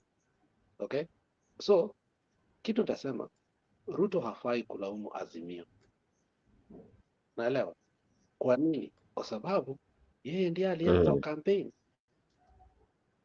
Sisi hatukuwa na campaign zote. Sisi ni juzi tumeanza kwenda wapi? Tukaenda first of all Siaya, na sisi tulianza kufanya registration, which I was agitating for.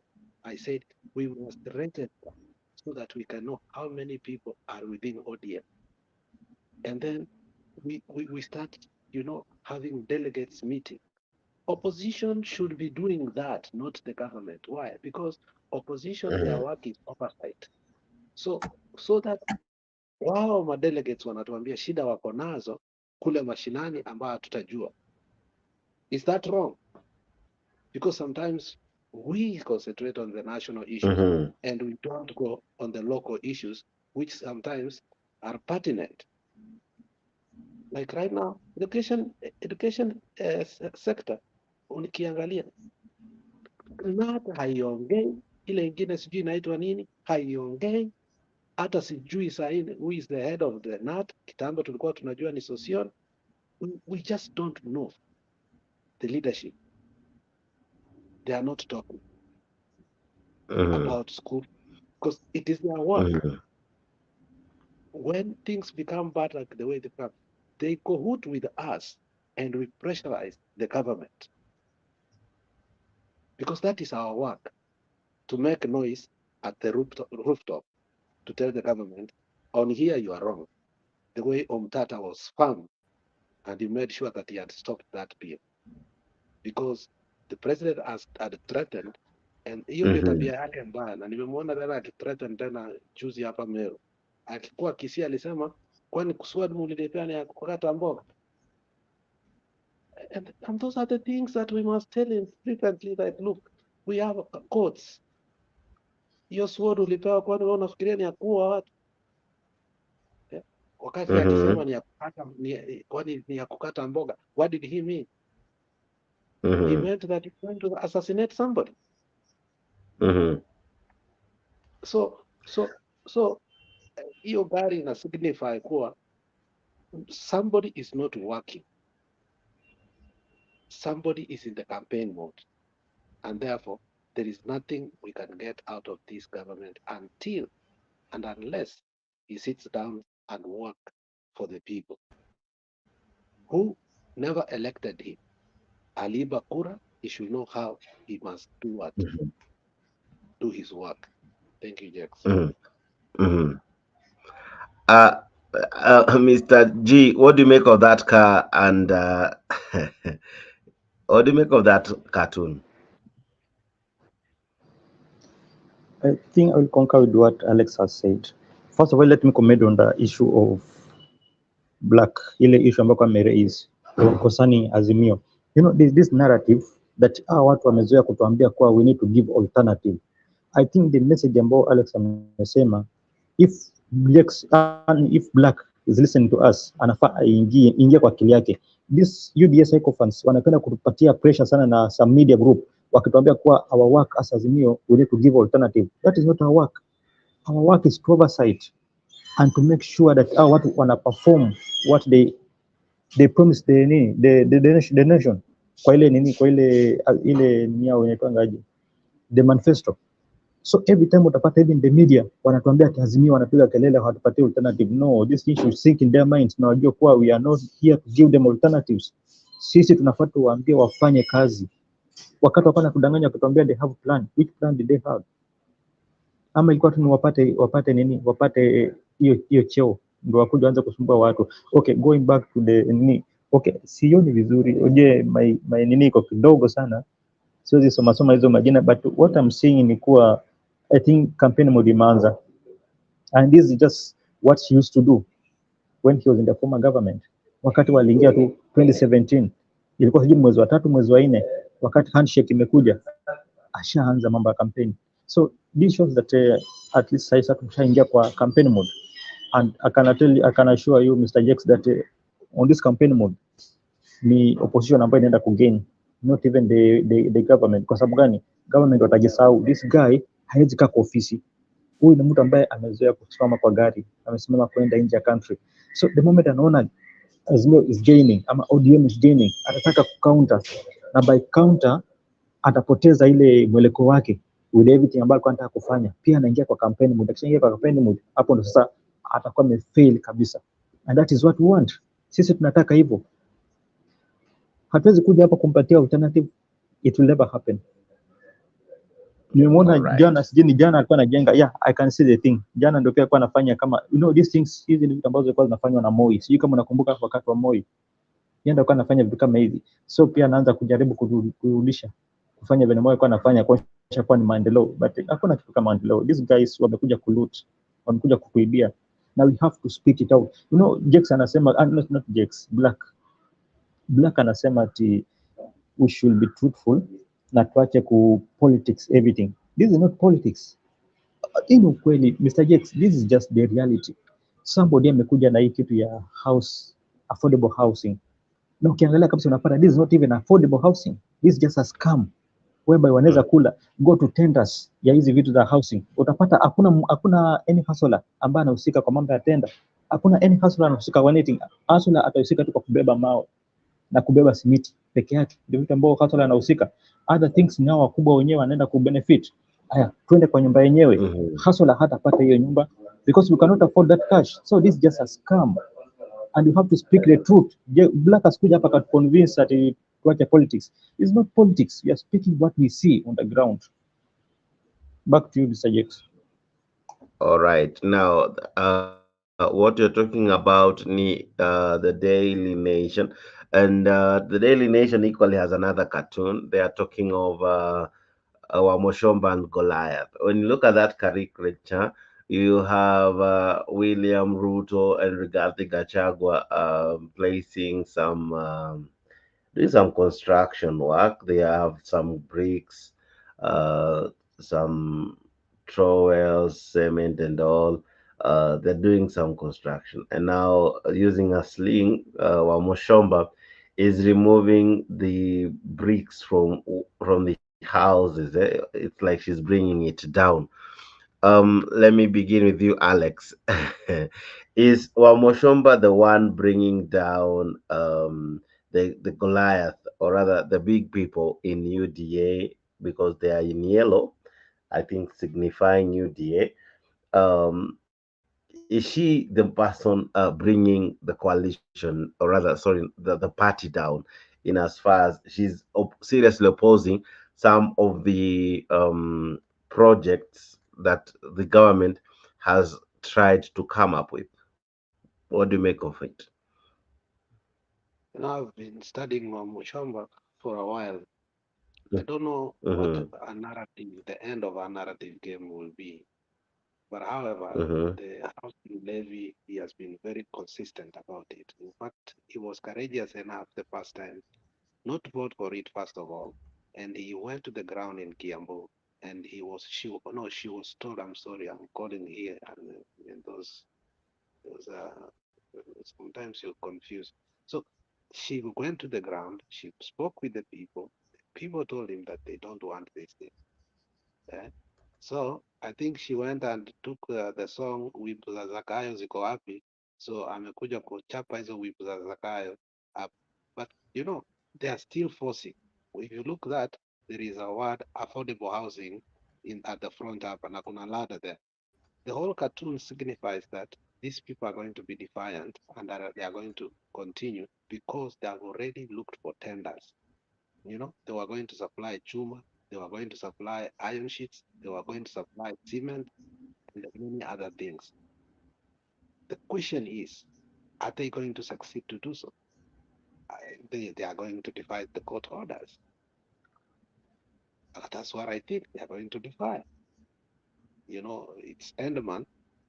I don't know kama watu wamekula mshahara, we will ask them first.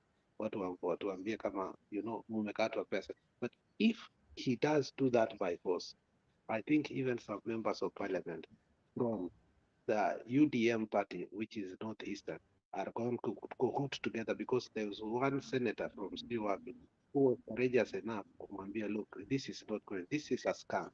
And once a Muslim has said this is a scam, they can go back there and call it haram, and then they will vote with Azimio, and again they will bring it down because they must take it back to parliament. First of all, they must take it to wanafanya public participation about it. So, and the next thing, they will take it Mm-hmm. back to parliament, and it will fail because Mm-hmm. the reason it will fail is because the president is just stamping.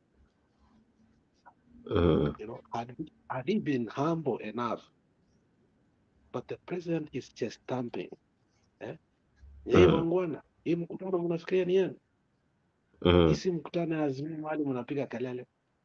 Mm-hmm. Sisi sio watu wale wa kurusha mawe. na kupiga kelele. You know, he wants to brand us in a different way.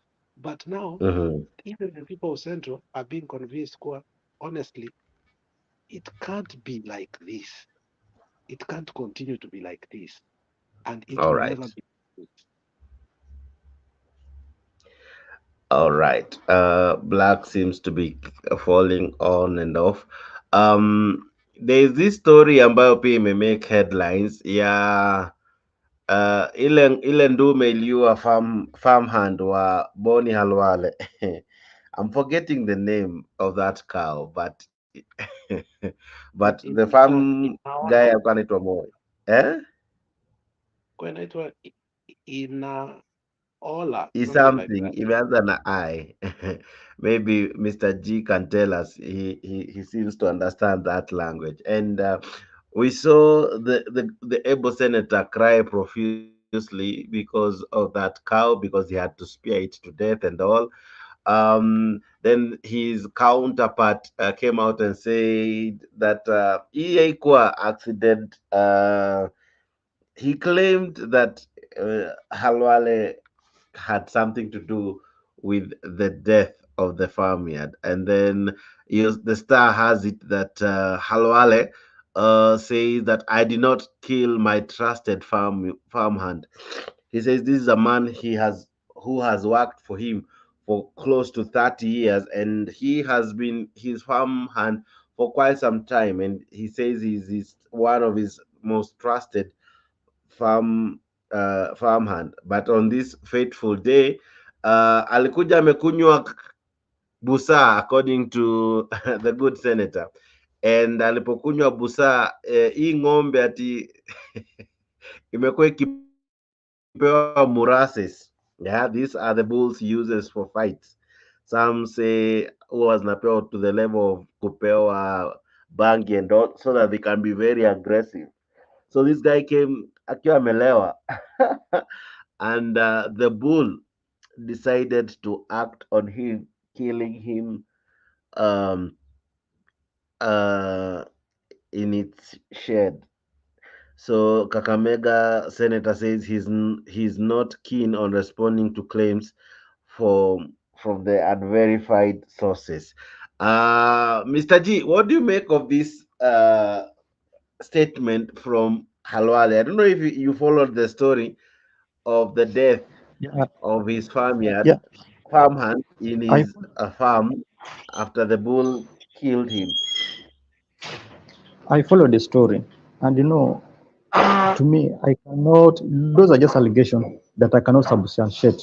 But let's go back first. Nilikuwa nataka ni comment something on Shomba before I come to this issue of Halwale, because this issue of Halwale ni kama there's some propaganda in it. Ambao, let me first of all comment on Wamchomba something. Wamchomba when she came out, this is a woman ambayo I think amedecide he cannot stand with impunity, kwa sababu one of the reason I'll come out aliongea kuwa the government capture parliament. Those are the words from her, that the government capture parliament. Sai anything that the president want to be done, anaita watu wake kwa state house, alafu anawaambia what they have to go and do and what they have to speak, anything that is needed anawaita. Sasa ameshai capture. Another thing, she talked about issue ya Uhuru and the kingpinship ya Central Kenya. And in fact, she elaborated very well on how things happened when Uhuru came out, how he defended his people, and how he came out, he emerged to be the kingpin of Central Kenya. And he spoke many things ambayo aliongea. Utapata kuwa ukweli ni kuwa this government imekuwa against the will of people, imekuwa against the prosperity of our nation. Hao ni watu ambao wameingia kwa mambo yao. When she spoke about the issue of housing, affordable housing, amesema kuwa the government is there with some cartels ambao wanataka kukula pesa wananchi wa the hustler.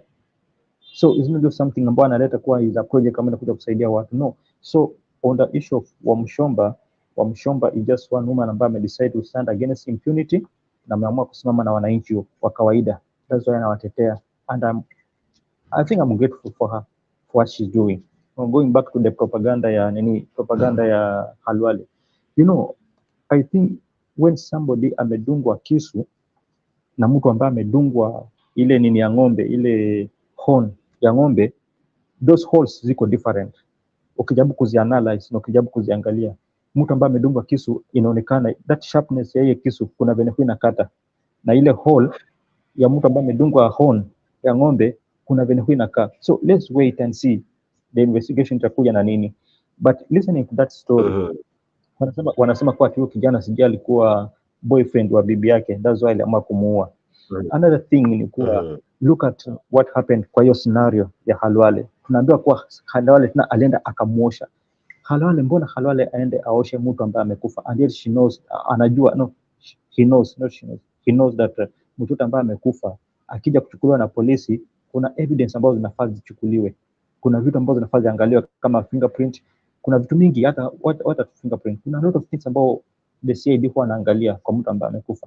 But tunaambiwa kuwa Halwale went ahead akaosha huyu mtu. What was the motive for Halwale kuosha mtu ambaye amekufa tayari? You see, that's why I'm saying there's a lot of contradiction in this message. Siwezi sema kuwa aliua. Yeah, hiyo siwezi sema kwa sababu sijui. But I'm waiting kwa ile investigation report ikishatoka ndo tutajua kweli kama aliuliwa ama ni ng'ombe limdunga. But there's a lot of contradiction in this thing. Na Halwale pia ni mtu ambaye anapenda propaganda mingi, huwezi muelewa sana. So let's just wait and see. All right. Beautiful. Bwana Alex, what do you make of your story Halwale and Nang'ombe? But Black is equally in. Wacha nianze na Black. Allow me to begin with Black. He seems to have a challenge. Black, what do you make of your story Halwale? I don't know if you know the story. And I don't know if you equally saw the cartoons that I played. Kulikuwa na moja ya gari kwa campaign na hii ingine ya Moshomba akijaribu kubomoa. Mimi naichukulia tu kama propaganda tu hiyo. William Ruto, and of course the last one yenye nimeweka ya Halwale, hiyo story ya ng'ombe. Mimi naibeba kama propaganda tu hiyo. Yes, Black. Unless proven otherwise, I wouldn't dwell much because the person that was even bringing up those allegations, he was not in that house. I mean, if he was in that house at that particular moment when all these things were happening, we could have said, yes, maybe there is something to discuss.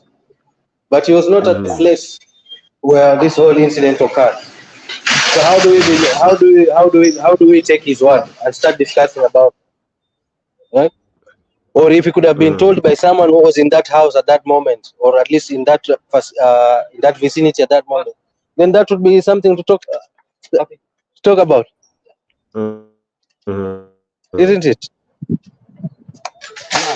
So I just think that I don't see any basis of discussing that. Or why doesn't he go and report that to the nearest police station? We are talking about the one. Somebody is making noise. Mbona hajaenda police kwenda kuripoti? So those are just baseless allegations until mimi napendanga kuongea vitu ambavyo viko proven, not hearsay, not propaganda. Yeah. So what do you make of in my perspective, naweza sema tu hizo ni hadithi tu. What about so unajua, what about Mushomba? Tuende kwa Muchomba first. Let us talk about it. Let's bring down UDA. Dex, can you hear me? I can hear you. I don't think amefanya makosa. Muchomba is just being a leader who she is. That's it. That's all. Nothing much. So I don't think we should make a storm out of a teacup. It doesn't make sense. It's only in ODM whereby when someone talks the opposite of what the leader says, they are already given names. Wanapeanwa majina, wanaambiwa ni wasaliti. But in UDA you are given the freedom and the leeway to speak your mind. So umeona akichukuliwa action yoyote? Hapana. Umeona kitu kina yote mbaya na rais wetu ama kiongozi wa chama? Hapana. But the minute you see someone talking the opposite in the other side of the politics, kina ndugu Alex tayari wanaanza kuita mtu majina. So I'm looking at it from a different perspective, that UDA as a party or Kenya Kwanza as a coalition, kuna ile room and space for people to criticize from within and not being called names and not being oppressed. So I think from where I sit, I would ask kina Alex, ndugu Alex na wenzangu, they should be taking notes as to how parties should be run that way. Thank you. Alex, your sentiments on Halwale and Wamushomba? First and foremost, let me tell Black to mute first because I think mic yake na yangu iko na shida. I think when we open. Yeah, so you see, we are taking notes of what Halwale said. Halwale says that he had paid the worker the previous day. So on the material day of his death, amekuja amekunywa busa. Then he says further that walikuwa juu kwa nyumba hawakusikia kitu chochote. Unaelewa? Alijuaje amekunywa busa? Alijuaje ng'ombe ikisikia mtu amekunywa busa inafikiria ni molasses? I mean, the story does not add up, kitu Halwale said. I mean, if you were upstairs, you say, when he was being killed, how did you know all these details? And then why do you wash the body? If somebody has died, you're supposed to put a red tape. If you're not guilty, you say you went and washed the body. Halwale is the one who is contradicting himself, and that is why we are saying that, look, these statements, they don't make sense. Nobody is cascading Halwale. We're taking the statement of Halwale as he said it. Isema ati alienda kakunywa busa. If you're upstairs and you did not hear him, that he had come, how did you know that alikunywa busa?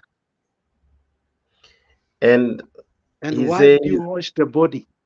He says ndio alikuwa amemlipa tu mshahara. Alafu jamaa akaenda akapewa vitu zile zao. Then he came back, aliporudi at night, usiku akiwa peke yake, akaenda, they were not able to hear the screams because they were upstairs. So the bull ikamdunga kifua, ikamuumiza kichwa, and pia sehemu za makalio. So we are not talking about me. It's not even the statement of Toto. What he explained to be the cause of the death and from Halwale. But what do you make of it? Is it a propaganda? Is it, are we making a mountain out of a molehill? Are we blowing it out of proportion? Are we making a storm out of a teacup? What do you make of it? You see, the question, the question is, you are a doctor, you are a senator, you've been a member of parliament, you know the law. A dead body, once you find it has been killed, you leave it there, you call the police, and the investigators will come and do their work. The washing of the body is what we have a problem with. Why did you wash the body? So he is contradicting himself. If I was a forensic investigator, I will have questions about that. You're a doctor. You don't just flippantly wash a dead body when somebody has died. Why do you wash it? A corpse. Jake sasa ukipata, and I think you've been through that, and Paul not reminding you. If you found your child has been killed and you were not there, you just came in the morning and found that mtoto alitoka kwa nyumba, akaenda, ng'ombe imempiga. Utashika huyu mtoto umuoshe ama utaita askari kwanza wakuje wafanye investigation? So him being a senator, he has a lot to answer because his statement is what we are taking it. Achana maneno ya Toto. Toto alikuwa na shida na yeye, hata sasa ako na shida na yeye. Toto is a very rich guy. Nasikia he calls shots in Kakamega. He's like a pseudo governor. But he knows more about Khalwale because wakati Khalwale alisema anataka kuwa, wakati alichukua Oparanya akasema anataka kuwa, I think there is something, that there is a beef that was between those. So hiyo wachana iweke kando. So Khalwale's words contradict himself, and if I was a forensic investigator, I will first of all say this guy should go in akae kwanza kwa cell so that we can investigate this case. And if it's true that this guy had a relationship with Bibi Mdogo Khalwale, if it's true, because the wife will be asked, then Khalwale has something to ask. But the UDA government is not going to do anything because we see what happened in Kisii. Up to today, Osoro has not, has not been culpable of what he did. He killed people, he wounded people. They want us just to forget like that, but we have refused. Wacha tumpate Kisii, atapewa proper beating. Haezi cheza na wananchi hivyo. Osoro akanyagi Kisii anytime soon.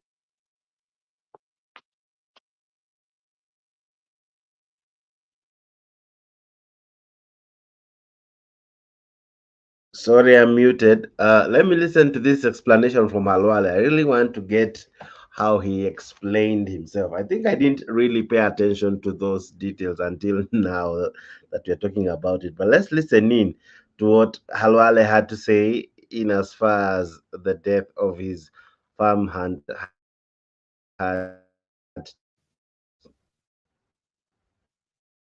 Alipokuwa anafunga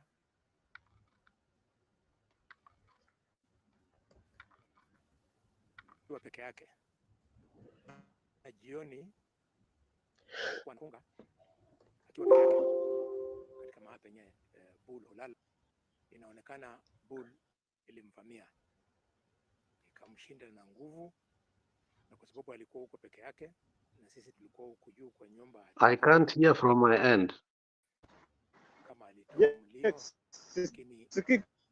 lakini kama kuna kitu kinaendelea. Jex, we can't hear Khalwale speak. Or let me try to get a louder one. Yeah. All right, let me get a louder one. Let me get a louder one. A louder one of the same. I'll get that just now. Just now, allow me to get a louder version of the same. I think this should be able to be slightly louder because he explained it in a way that many say, Ali, let me see if this one is louder. All right, this one is good. So let's listen in to this one. I think this one is good. Okay, yes, this one is good. Let's do this. Can you hear now?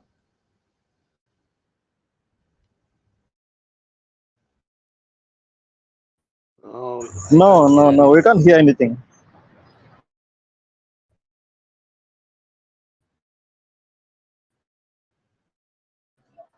I can hear Jex very well, loud and clear. Of the clip, not Jex, the clip. The video Okay. Okay. I can't hear anything.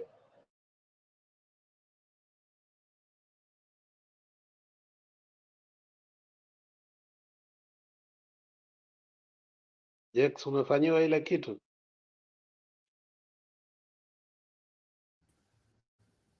akiwa peke yake. Can you hear now? Katika mahala penye Can hear you only. Inaonekana ilimvamia ikamshinda na nguvu. Can you hear the video? Alikuwa huko peke yake No.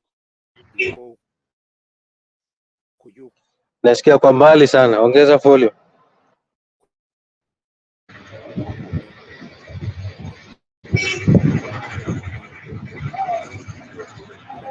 nyundo hatujui, Alex, kama can you hear alipewa the mbio video? hatujui, lakini Anaongea kwa umbali sana. Just take the imempatia Mutembei multiple video away injuries. and put another one. This one is too low. Wote wamekuja kwa haraka. Saa hii tumemchukua, tumempeleka city kwa mochari kule Kakamega. Tutashirikiana na familia. Moi ni mwanamume wa miaka 46. Amekuwa kwa hii boma yangu Jex, we can't hear. kama kayateka. Anaongea kutoka kwa umbali sana. Zaidi ya miaka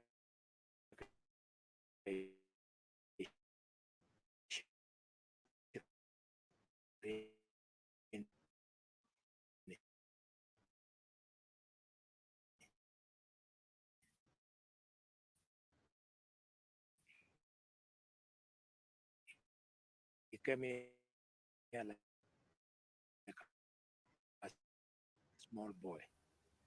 Yes, Black, wewe unasikia? He acts. Hakuna kitu yoyote na unakanga wale. Jex, we are not hearing anything, man. Pengine aliamua kwamba kabla hajaenda kulala Sisikii kitu. Jamuone. Na najua Freeze ama ni nini kwa sababu is not responding. So karibi kama unanuka molasses. Jex, Anakuja kwa haraka.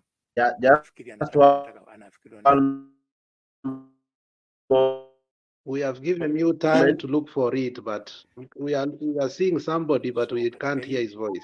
Hiyo kustuka kwa sababu pengine alikuwa amelewa. Nafikiri alitisha bull. Unajua puri ndio inaonekana alimuattack na kumpatia injury zote. Kama daktari. All right, sorry, I'll allow the version. Pembe imeingia right. Oh my goodness. Yeah. Tunaichukua kama ajali ya kawaida. Huyu ni anti yake mwenye ni jirani yangu kwa shamba lenye tunafukia mbuzi na zile ng'ombe ndogo. Mnaita ndama? Hizi ndama zinaishi kwa shamba ya juu. So moyo anapeleka huko.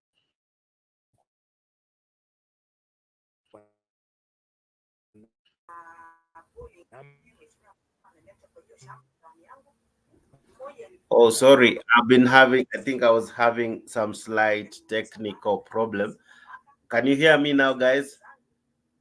Yeah, we can hear you, but not the clip. All right, just one moment. Let me work on it. I think it's on my end. I had a challenge with, but the video itself has a low sound. But equally, let me try to play it from the media channel that equally reported the same. But from what I'm gathering is Halwale didn't hear the man yell for help, or rather yell when alivamiwa. The man, as he says, alikuwa peke yake. So most of what he's equally reporting is not what he witnessed, is what he thinks happened, right? He's explaining what he thinks happened. So I think we should leave it to the detectives. So what do you think, Black? Should we take the bullfighter by his word, or there is more than what meets the eye?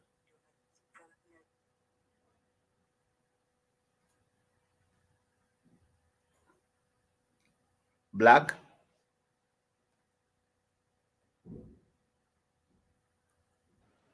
Well, Black, like I said, unless someone comes up and records a statement, the police, I can't speculate on the issue whereby, I don't know, someone spoke of a wife being involved, some love triangle issues. I wouldn't go into that because I think that one will be stretching things too far. The issue would be if knives were used, I think a stab wound can be seen and noted to be different from that of a bull's horn uh, stabs, isn't it? Yeah, yeah. So maybe if we have a post-mortem, we can tell. Because Pembe Andovu, the way it would stab a human body, the hole it leaves behind would be, the diameter would be slightly different from that of a knife wound. Because a knife wound would be narrow, isn't it? Yeah, yeah. Now, if they can argue from that perspective, then they'll be having something to talk about. But sasa mtu akianza kuingiza mambo ya sijui bibi alifanya nini, that one is, hiyo sasa hiyo ni upuzi, you know. All No, right. Black, So that concentrate, is the angle which concentrate. I would urge anyone, if they have to bring an argument, if they have seen or they had seen the body, waangalie ile tundu, waseme ile tundu si ya kisu, hii tundu ni ya kisu, hii tundu haikae kwa ya pembe, and that's a different discussion, right? Black, All Black. right. And as a Yeah. doctor, kitu ya kwanza huwa wanafanya vitu kama hiyo ni kusafisha, to clear the wound, to clean the wound and the surrounding, isn't it? Mm. You are not allowed to do it before the police I mean, come and look. for anyone who has been to at least been attended by a doctor, or at least seen a doctor attending any wound, first thing is to But, wash. So Black, kama he found him dead. Black, he found him Kalwale ni dead. daktari, of course the first thing we'll do is not to wash the body, to wash the wound. So maybe he may have done that, but mtu anajaribu ku-stretch, ku-exaggerate maneno tofauti. No, but Black, this Kama did daktari not. first We're thing not. akiona kitu kama hiyo, they clean the area, isn't it? Black hako na shida ya volume because So hatusikii. vitu vingine ndio maana nilikuwa nasema let's not over politicize some things. Tuongee vitu vingine vya maana, yani from a meaningful point of view. Yeah? But Black, All right. Black, Yes, yes. This person was I think found dead. Do you this wash is a a serious issue. person if it was? Black has an issue, can't he's not hearing us. Yeah, and Black should know that this matter is Yeah, I serious. think. Yeah, now kama jokes. The matter is very serious. I wish trying you to work and on Niniga his played so end to that you see. can see Karua contradict himself. You know, how did you know Let he drank me try to. Yeah, let me try to share this one. I don't know if this one has all the info, but wacha tusikize hii.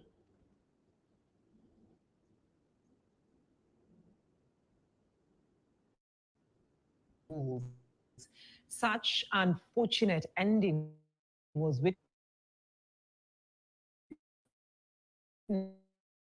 Sunday in Malinya, Ikolomani, Kakamega County, after a bull owned by Kakamega Senator Dr. Boni Khalwale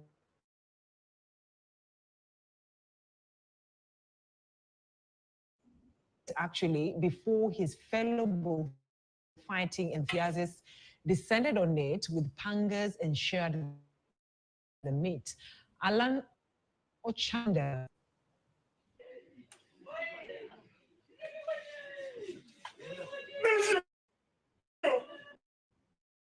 The owner of the killer bull, Kakamega Senator, Teka and killing him instantly. Hii accident imefanyika na kuna traditional way yenye mambo kama hii ikifanyika ambao tunafanya. Tutafanya hiyo, lakini tutampatia masishi yake kama Mkristo wetu Mkatoliki. All along, Inacio the bull mistakes this for another imminent duel. He is wrong. He is head to Portia's pilot for flouting the rules of the game and causing death.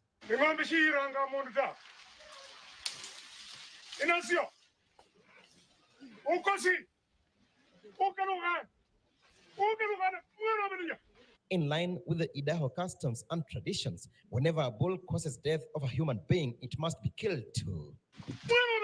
He then spears it, and the multitude, armed with pangas and axes, descend on it randomly, cutting it into pieces and sharing the meat among themselves. Na unajua bull huwa tunawalisha kitu ambayo inaitwa molasses.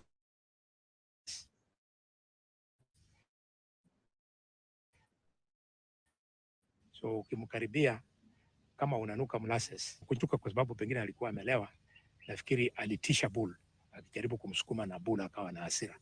The act, according to lovers of the game, is a must, as sparing the killer bull will attract more death. According to Halwale, the 5-year-old bull that weighed 500 kilograms, like other bulls, are never tied whenever in their shed. They are used to their caretakers, but dislike anything to do with alcohol smell. Kuna pembe moja yenye bull ilimtunga direct in the neck, hiyo ndio ilimuua. Pembe imeingia right into the neck, ikafungua big blood artery yenye imebleed na moyo akapoteza maisha yake. In 2020, the senator lost another bull christened Pogba due to East Coast fever.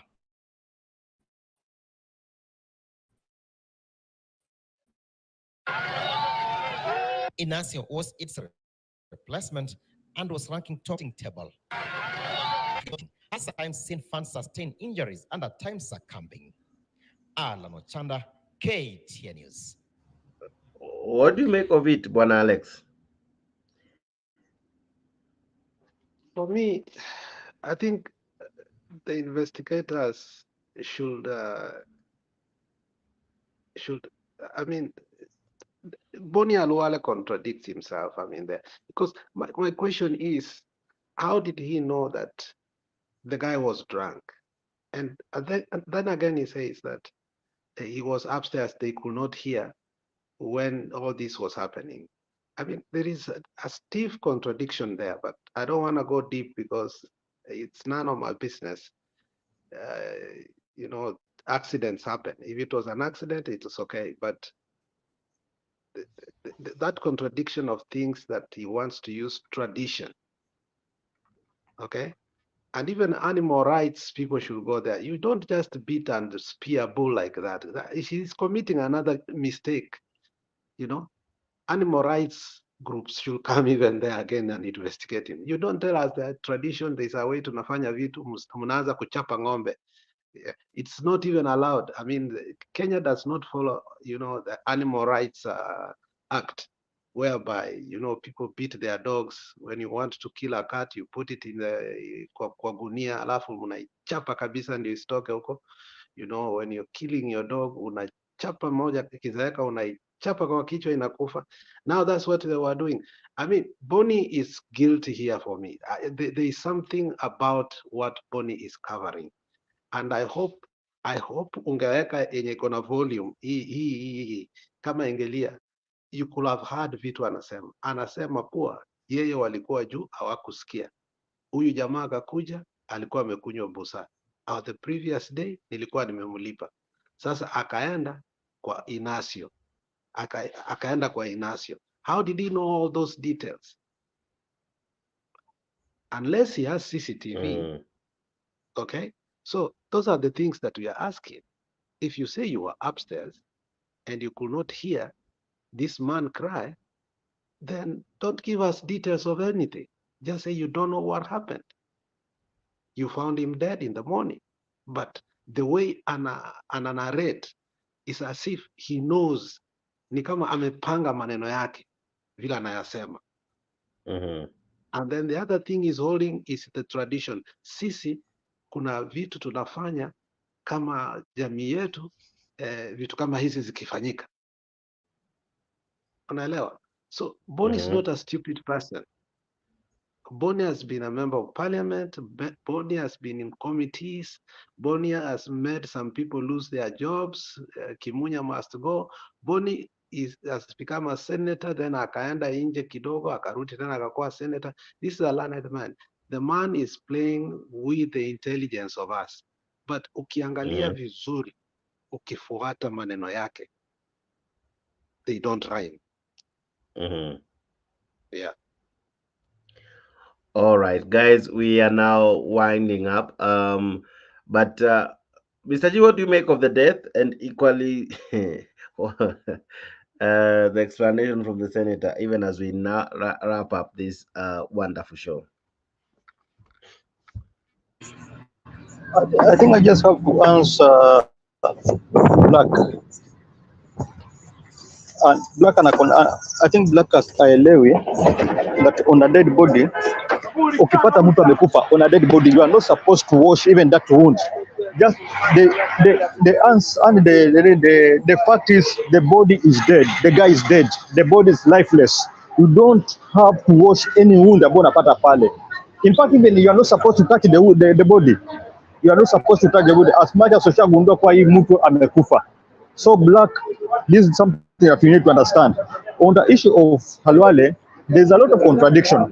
Kwa sababu kitu ya kwanza wanasema kuwa ati ng'ombe ilisikia harufu ya busaa. I come from Western and I used to drink busaa kitambo. Nowadays I don't drink. Niliwacha kabisa, nilikuwa na kunywa ile utoto tukiwa primary na secondary. Na hiyo niliwachana nayo. But when you drink that busaa, huwezi niambia ng'ombe ambayo iko 2 meters ama iko 3 meters ama 4 meters itasikia harufu. Those are just contradiction ambao Halwale hajielewi. Sijui nani amemwadvise. Hakuna vile ng'ombe inaweza sikia harufu ya mtu ambaye amekunywa pombe kama busaa kama hauko more than 2 centimeters, 3 centimeters, 4 centimeters, 5 centimeters, hapo utasikia. But a meter plus huwezi sikia harufu ya busaa bana. Ni ngumu sana. Another contradiction hiyo kuosha mwili. Hauwezi osha mwili ya mtu ambaye amekufa. Hiyo ni kitu ambayo haiwezekani. A dead body lazima ishikwe na polisi wakuje waiangalie. Back to Jax, kuna makelele, sijui kama mmenisikia. Kuna makelele sana. I'm outside, I'm on the streets. All right, asante sana. All right, asante sana bwana Godia ati Godia. My. Jesus Christ. Godia should be coming to the show at times, eh? But asante sana Mr. G and equally Alex. Alex, your closing remarks as well.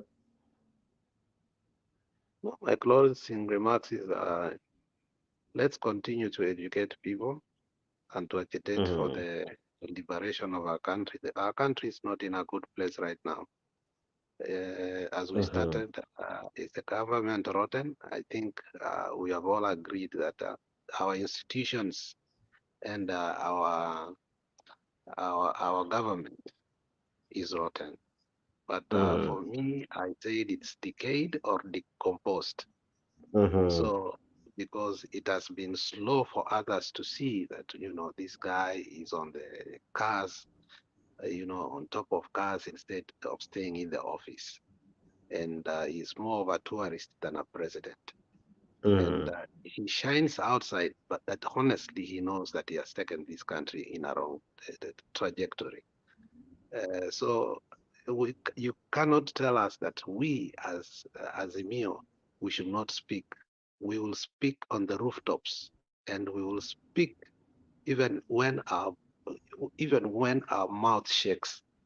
Why? Because we must understand why did Uhuru manage this economy without this kind of what we are seeing, this kind of taxes and levies. How did he manage to do that? And Ruto cannot. And Ruto was in the same government with the Uhuru Muigai Kenyatta at ile wakati. He was sitting in the security, the highest organ of security when they were discussing things. So Ruto is not an amateur when it comes to politics. So he must take responsibility that the bursaries have not been paid. And what makes me even mad is that Kihika has been given power. How can a government close an hospital? It just doesn't make sense to me, Jex. It can't and it will never. Imagine, Jex, if you were there and you are in oxygen, you would be dead. So kwa matanga ya ule jamaa ambaye alikuwa chairman ya Matatu Sacco, at least they tried to speak about it. And I think the members of clergy who were told not to talk, and also some members of parliament were told not to talk. And it was chaos. I mean, when in a funeral you're being given your farewell, I mean, it should not thrive under chaos. I mean, it should be peaceful. You leave the family to peacefully bury the other. Lastly, I think when we come here, we give our views. It's not like we are pinning other people down. It is it's a political perspective. You know, you can take it, you can leave it. You know, so Yeah. sio kusema wale wenye there's a way watu wa UDA they will always start saying wale watu wa ile side hamunanga demokrasia. Sasa sisi tukiongea, yani they want to pin us that we have members of parliament who have become segregated. They went to Bondo the other day. It is the people who ejected them. It wasn't Raila. When they went, the member of Bondo went to Bondo in the opening of the Anglican church. You know, it was the members who voted for him under ODM. The same members who are doing what? Telling him that he has done a wrong thing. In Kwale, it is the members, the delegates, who felt that they don't have a senator. So that is democracy too. So unataka mtu wetu aenda work the other side, si tunyamaze tu hivi. That man spoke very well. He said, sisi hapa Kwale. Akauliza Senator Sifuna, are you not a member of oversight in parliament? Yes. Sisi hapa tuna hatujai muona. Was that wrong?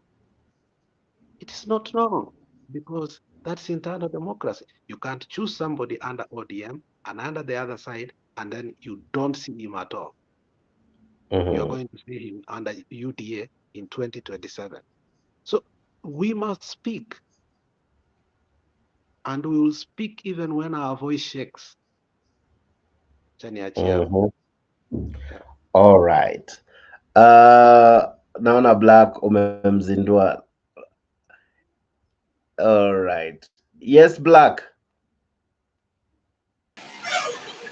Hello, my point is this. Point yangu ni kwamba si eti kwamba sitaki ama napinga watu ku point out makosa hapa na pale. My issue is only politicizing things. Now, for instance, yes, we've said that housing plan, that's just an example. The funding source, or the funding structure is not so popular, right? Now, what's the alternative? I've not had anyone from the opposition coming up with an alternative, because if they had such a plan also, just a minute,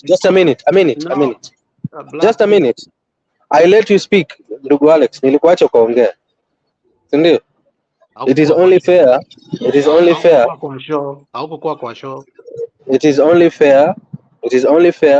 that also pia mimi uniruhusu niongee, nimalize, alafu upinge chochote kile ambacho nitasema ambacho unaona kiendani sawa na vile ambavyo unavyoona wewe. Si ndio? Ni kweli. I think sasa ndo nasemaje, iwapo kweli na ni kweli, mimi pia naona kwamba mimi pia nakubaliana nalo kwamba ile funding structure sioni so far ikiwa mzuri, inakaa iko very unpopular, but I've not heard people coming up with alternative sources. Now, for example, I've heard the Right Honorable Raila talk about the housing plan. Wamesema ni mzuri na kwamba yeye pia anakubali ni mzuri na tunakubali ni mzuri, lakini njia ya kutekeleza ndio si mzuri. Ni opinion gani ama suggestion gani yenye watu wametoa? Mimi nimetoa yangu nikasema, why don't we opt for a way of funding it through treasury bills? That is a suggestion.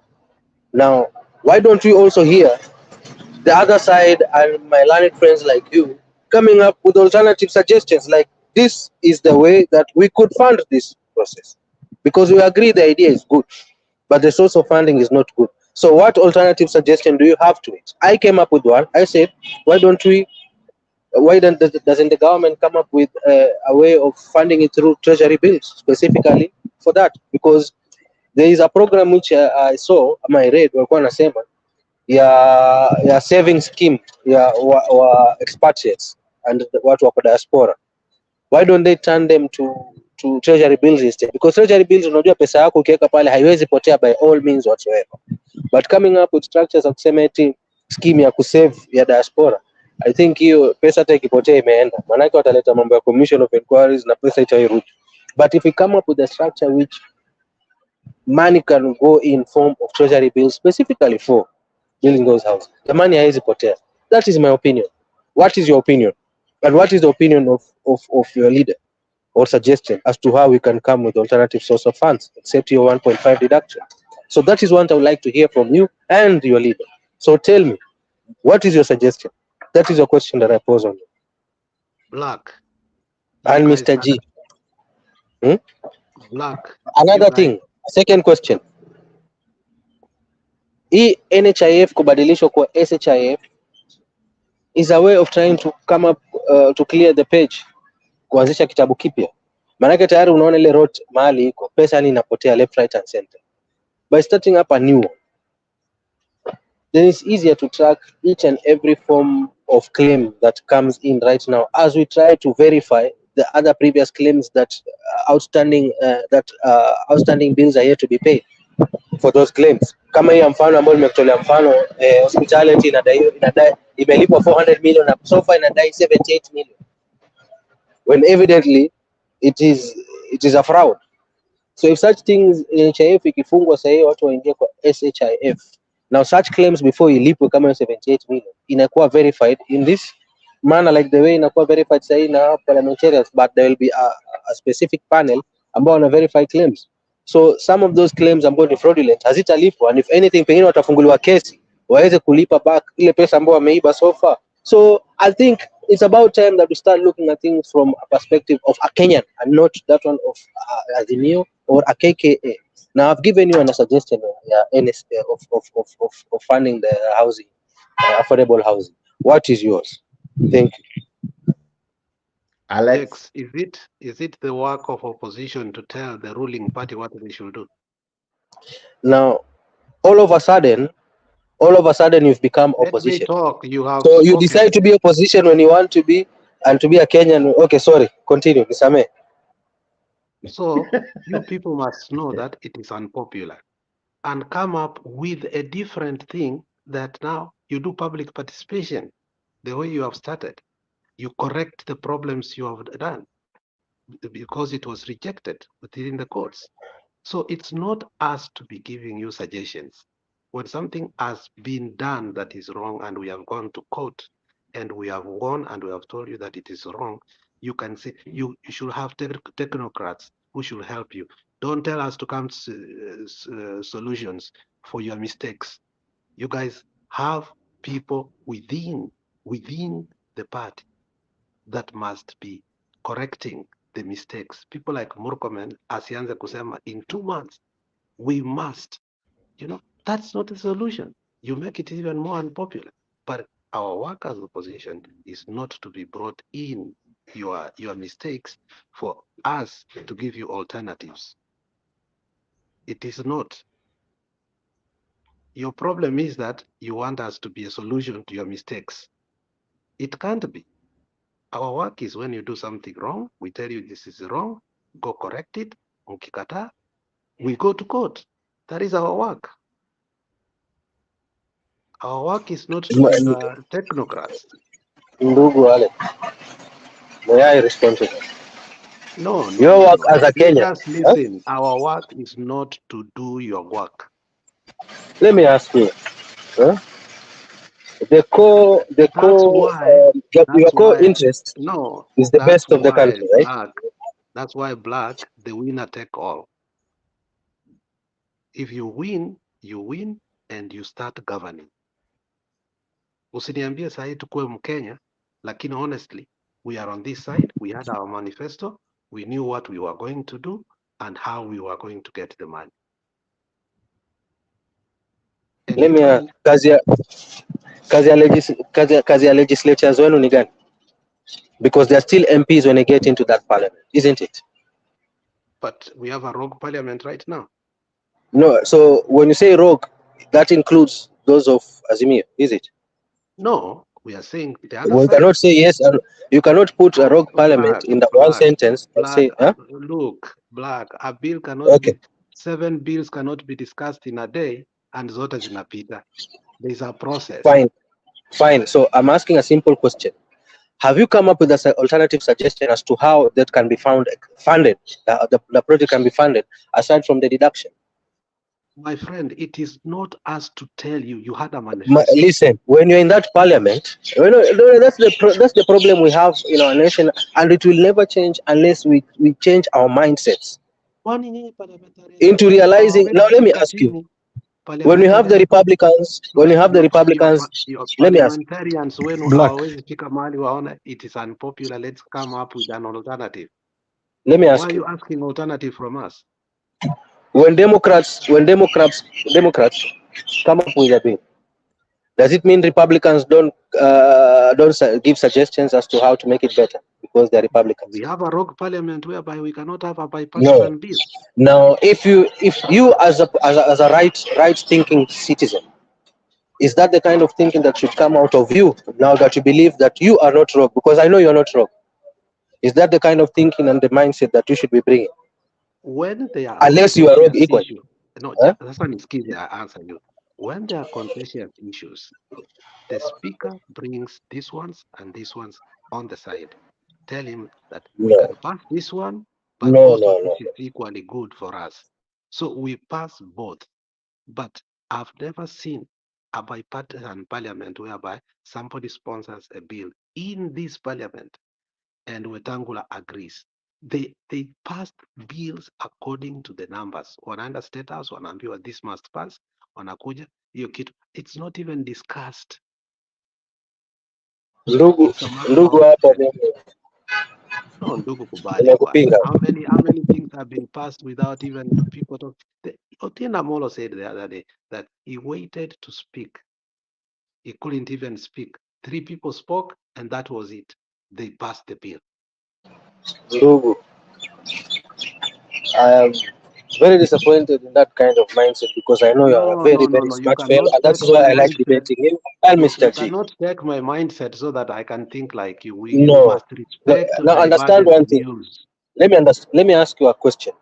No, stop asking me questions because you want me to agree with If you you. come up with a suggestion that you believe is going to assist the Kenyans, will you have assisted Kenya Kwanza or assisted the many Kenyans out there? You guys don't listen. It's a simple question. When you come up with a suggestion, that's why we have public participation. we have But artificial. You guys have what is what the is called artificial majority. what's public participation all about? When so that Kenyans can come up with alternative suggestions and opinions. Now, when you fail to do that, Black, you must know that the work of opposition is not to advise the government on what to do. You don't agree with me on that. is to now I know that's what I'm saying.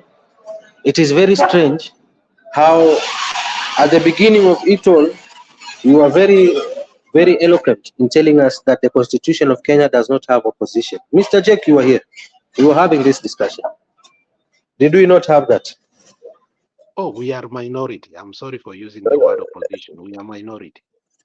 So did we not have that discussion where hatuna opposition, hatuna nini? So that's why I was telling you, it is very convenient for my good friend, my brother Alex, to choose when there can be opposition, when there can be concerned No, citizens of Black, I'm Kenya. sorry I used the word that is not supposed to be there. We are minority.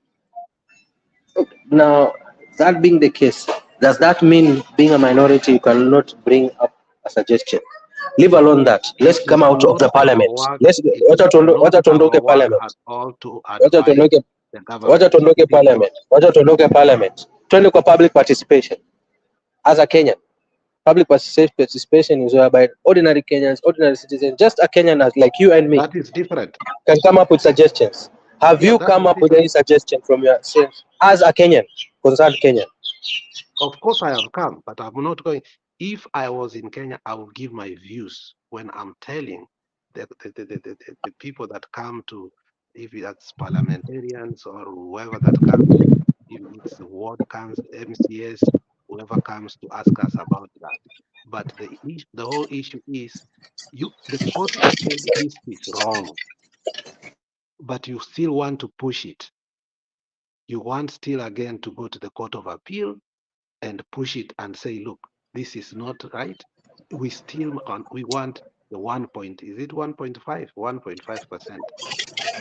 Ukiweka 1.5 na ukiweka 2.7, hiyo ya healthcare ya NHIF sasa inaitwa sijui ni SHIF, ukiziweka pamoja already zimefika almost 5%.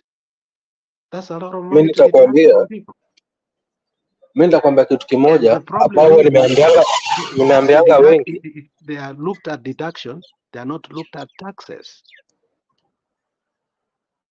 nitashare tu kitu kimoja ambao They should come to parliament and make sure that the bill passes at a tax, not at a levy.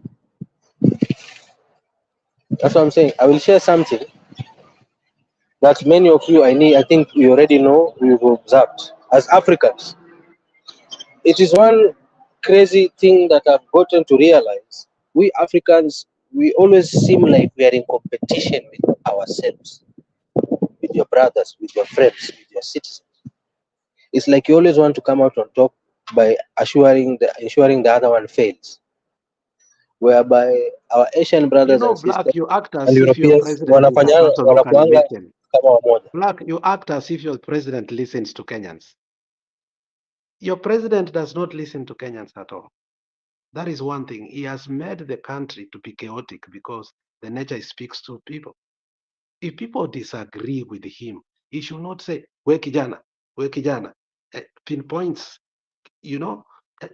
as a leader, listen to what the people are saying. Why is he being heckled all over the country? Stop being a Pan-Africanist here when you know that very well the Ruto is not a Pan-Africanist. We can agree between me and you to be Pan-Africanist.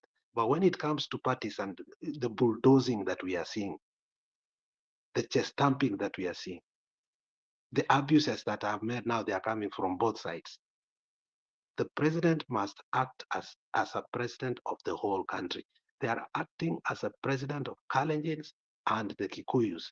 And wamesema, this thing, if you saw what Cheriot wrote on X, which was Twitter, and deleted right away, if you saw what he said, this thing will benefit only the shareholders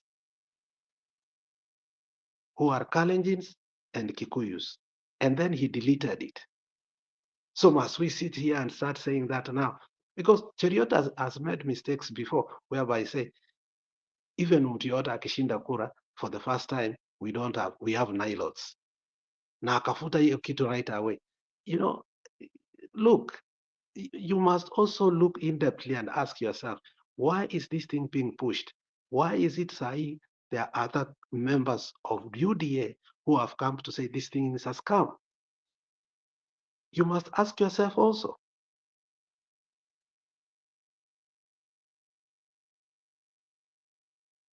Let him stop. Hakuna, kila mtu akona kwao. Kuna mtu hapa ana kwao.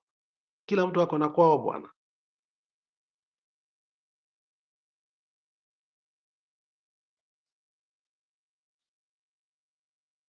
Like I had mentioned earlier, this is a plan that you had as a manifest, part of a manifest.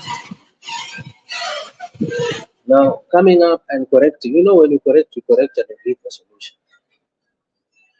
But ukiwa unapiga kelele tu, that is, you're not being Kenyan, number one, and you're not being Black, hakuna mtu anapiga kelele. I can also decide to say you are yapping. But coming up with a solution, alternative. Black, listen to what you're saying. Take it to the bank. You people had a manifesto. You people campaign. Exactly. But the campaign, wakati wa campaign ilipita. Sasa ni wakati wa kufanya kazi. We want to achieve a success for the nation, Black, listen. which involves you and me. Black, we don't. That's understand not you. Listen, Black. Ingekuwa hivyo, a winner take all. You took the government.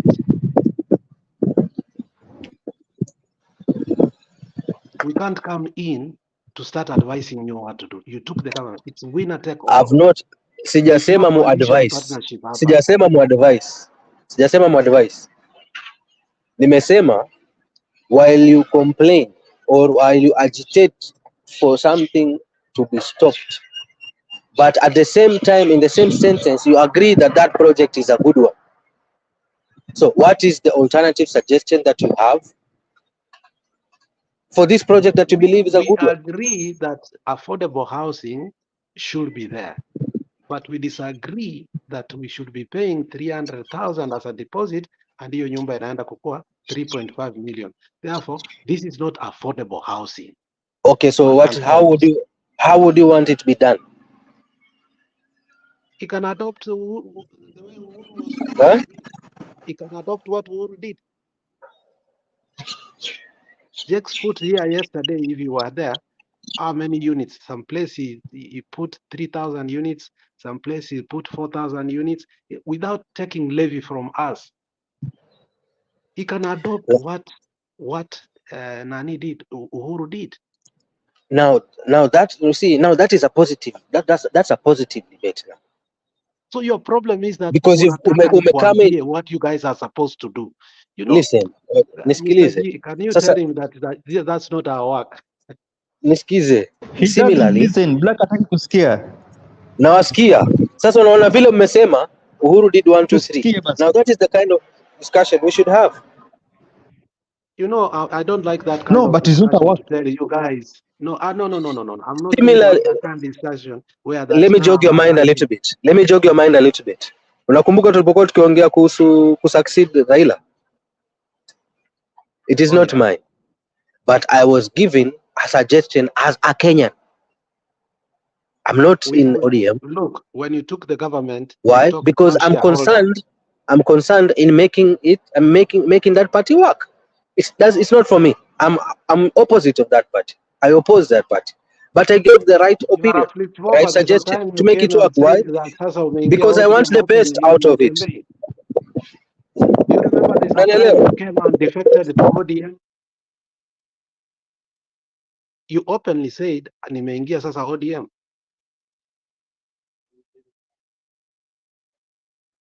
You're a flip-flopper. Uliniuliza who's best suited. Nikasema hiyo sasa ni yenu, ila this is the way it should be done. That by now we ought to have done 1 2 3 4 5 things to avoid the fate of what has been happening to other parties, whereby when the leader goes off, the party dies. And I gave an example of PNU and many other parties that have gone down because their founding father or their leader went down. No. So I gave Black, can I say an alternative suggestion? tell you something? Black. Sema. Can I tell you something?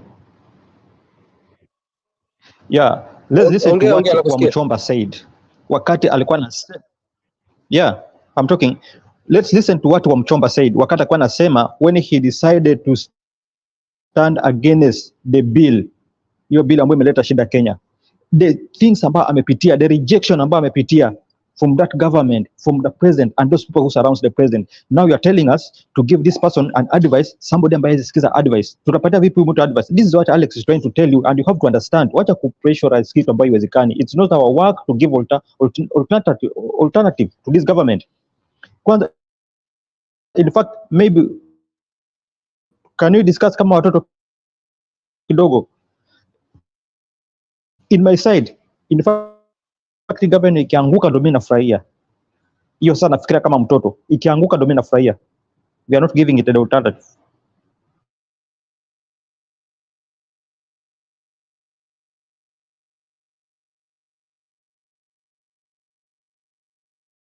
You know, Black, if we had a speaker like Marinde, whereby we sit down and we have bipartisan committee, and you know, we say this is what we want, this is what we want.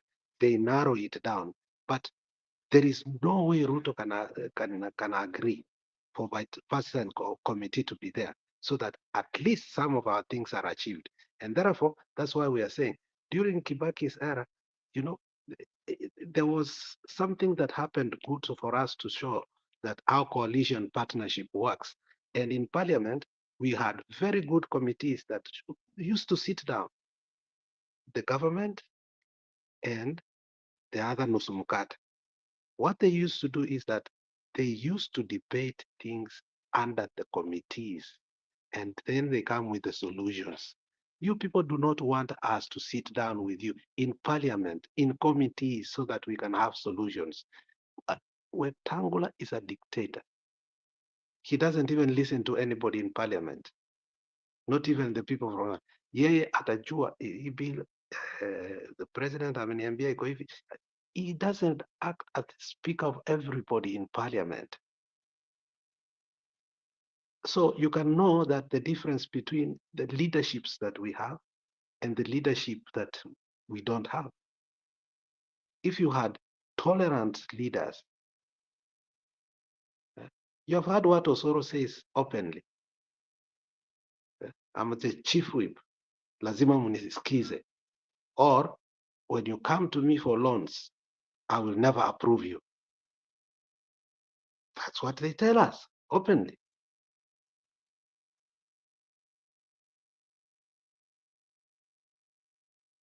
So saa hii unataka nifikirie kama Mkenya, but nyinyi hamfikiriangi kama Wakenya, mnafikirianga kama watu wa UDA. It can't Mi be hakuna like that. kitu, to be honest, tangu tuanze hii serikali sijasikia kitu yoyote substantial kutoka from your side. Your side Hata has sisi never come up with hatujasikia. anything substantial. To be honest with you, from the legislature, you may say that you have some rogue MPs, and I don't know how you define by rogue what you mean by calling them rogue. Is working with the government rogue? I don't know, but to my knowledge, You I hear don't how think that is rogue. Ichungwa talks to us. Now, anybody that works with the government is rogue. No, That's how I'm you ended up asking, calling. That's do you that's what listen? you ended up. I'm Mkaenda asking you, do you listen how Ichungwa speaks to mkaenda us? kutukana kina Jalango mkisema eti wameuzwa, which is wrong. Just the other day nilikuwa namsikia your Homa Bay senator, sorry, Homa Bay governor, na aliongea vizuri sana. There's no way for you, if you want and really intend the best of your people, that you can work without the good relation with the central government. They're intertwined. So it's like for someone to be deemed as being well performing upande wa Azimio is when they are there shouting, screaming, and opposing anything that can be good as a project No, by the black, government, stop and running not us in the any way wrong way. whatsoever cooperate with the national government ama central government kulitengeneza nini, kutengeneza Stop nchi. branding us That is in your your way own. of, that is how you define a good leader in No, your perspective. That's not Yes, how. I mean, no, that no, is no, how no, I no. see it. That's how. Thank you for saying that's how you see it, and that is a stupid way of thinking. So now listen, it is unfortunate that first of Rantusi. No, I'm telling you that you cannot just say that this is how we think. Our way is shouting. First of all, umetutusi. No, Umetutusi wewe ndio umeanza matusi. no, because in my You cannot say that. if you feel by saying shouting, Yes, you are matusi, defining us as a class. my apologies on that. My You apologies can't on call that. us Like, that we are no, hecklers. listen. No, There's I'm wisdom telling in you, you listening. can't say If my listening when choice, I'm trying to help you that look, you called us hecklers. and but that is what my apologies is. That's how you feel, but that is what you exactly do. You know, because See, you apologize and say, this is who you are. Stop branding us that way. And that's why I'm listen. telling you, that's a stupid way of saying things, that we are No, hecklers. that's what is happening. What is the definition of a heckler? My friend, you And what's guys the are so definition of a stupid. debate? You are dumb. When anybody comes to you, dear, they stop using their mind. No. Yes, when somebody comes No, to you, dear, they never use their mind. no, Like you are no, not using the mind you used to use when we used to debate before. no. You are Look, a psychopath first, right now. You no, are a no. fanatic. No, no. A fanatic is someone who sees no other sense but one way. I have been able That's to what try you and are make you see right now. something. I That's gave you what. an example But of there is no NHIF. example that was Nikakutolea substantive that you mfano ya gave me. example ya hospitali yenye imekuwa ikiibia NHIF toka 2006. Who was But in power in that's 2006? not substantive example. You 2007 coming to 2007 mpaka sahi 2008-9 mpaka 2024 and there are many other hospitals imepita that are regime ya doing nusu that. mkate. Nusu mkate No, imepita regime ya no, listen, stop listen. that Let me educate you nonsense. now. Stop that. No, you are not Imepitia going to educate me. nusu Stop that nonsense. mkate, Look, ameiba wakati wa nusu mkate, ameiba no, wakati wa Jubilee na ameshikwa wakati huu wa sahi. wacha nikwambie. Understand? See that There sense. was Now, NYS saga, there was the military saga, whereas you people sijui mulifanya sijui chesa mukaenda mpaka the office of the deputy. There's so many corruption things that you guys did under when Ruto was powerful. So who don't was the come here and minister? give me an example, one example, and you think that you are so clean. Minister of Health wakati huo ilikuwa nani? Wakati silikuwa kulikuwa kuna Ngilu ama Stop it. You're not going to give me one so example by ndo branding maana us. Why don't you talk about NYS? yes boy. Ndo maana Why don't that's you what I'm talk telling about you. NYS? Why don't you Yes talk bro. about the gun That's what I'm saying. saga? Ndo maana nakwambia ukisema uingie politics, tutaingia politics na hakuna kitu tutasaidiana nayo. Elewa hiyo kitu ndo nakueleza. Lakini kusema tuongee kama Wakenya tutapata solution. Maana tukiingia siasa nimetolea mfano. Hii kitu walianza kuiba tangu 2006. Hiyo ni hospitali Don't moja give tu. me don't Na give me serikali gani one-sided ilikuwa hapo example. 2006? Mbona hawakuwashika wakati wa serikali ya Don't nusu give mkate? me one-sided example. I'm giving you an example. Wameshikwa wakati huu wa UDA wa Kenya Kwanza. No, Then I would stop say being that Kenya Kwanza is redundant. working far much better than Stop being Azimio. redundant. Tell And us that's what I'm about telling you. Waiguru. Tell us about Waiguru and Things, NYS. let's debate from a perspective of a Kenyan. That's why I was giving you that point. You Tukisema are tuanze giving kudiscuss me an upande wa example politics. because somebody is called Ochien. You are giving me an example because somebody comes from Luoland. Stop that nonsense. Talk. You are Sasa not being a Kenyan. kama You Ochieng are being amekuwa a akiiba. tribalist. No, nimekutolea mfano. Uondoke kwa hiyo There's mindset. a point you said, and you Kwamba know where that person comes from. You know, I'm not even talking about him. I'm talking about the scam. If that scam from that hospital was happening since 2006, ikapita regime ile ya nusu mkate, ikapita regime ya Jubilee, because Jubilee, wakati wa Jubilee, Raila was not in government. Jex, I'm telling you, we are Elewa hivi, directing the show. point yangu ambayo najaribu kukuambia ni hivi, Alex. Hakuna point uko Aliiba regime ambao Raila alikuweko, na akaja kaiba regime ambao Raila hakukuweko. So you see, this is a perennial problem that does not mean that sijui kama unanielewa, si mambo ya politics. Because ingekuwa ni politics, tungesema aliiba tu wakati wa Raila. But he did not steal during Raila's time only.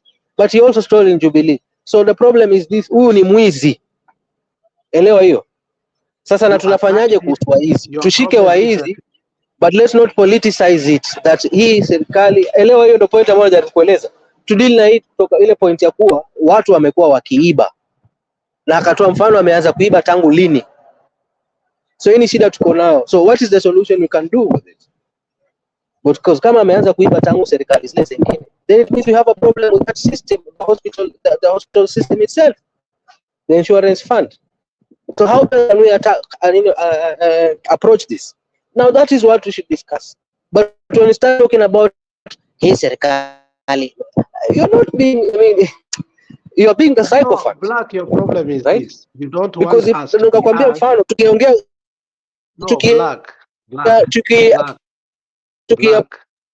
approach it from a political point of view,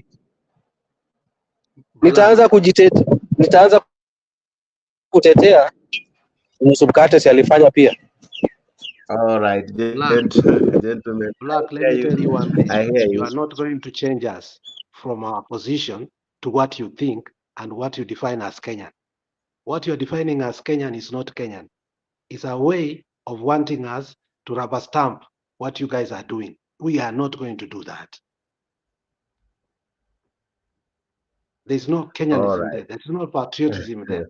You want us to think hard thinking. I've asked you, let's be forward thinkers and get solutions to these perennial problems which we have. But you guys don't listen. We cannot have people. Why did we go to court? Because you guys refuse to listen. They don't go to court. And that is the right approach, going to court. And I agree with that. And that is the best way. And I agree. That is how it should have been done. And I'm happy that in Ifanywa and I'm in no disagreement. I'm not disagreeing to that. I'm agreeing to that. And your president then said, kwani hii sword nilipewa ya nini ya kukata mboga? Nitaitumia. Then he started threatening us. In my view, I would say that is wrong. You see, so that's what I'm telling you. We should debate from that perspective of a Kenyan, not as being a psychopath. And I agree, those are not the right words. Those are not the right words. To use the sword. That's not the... No.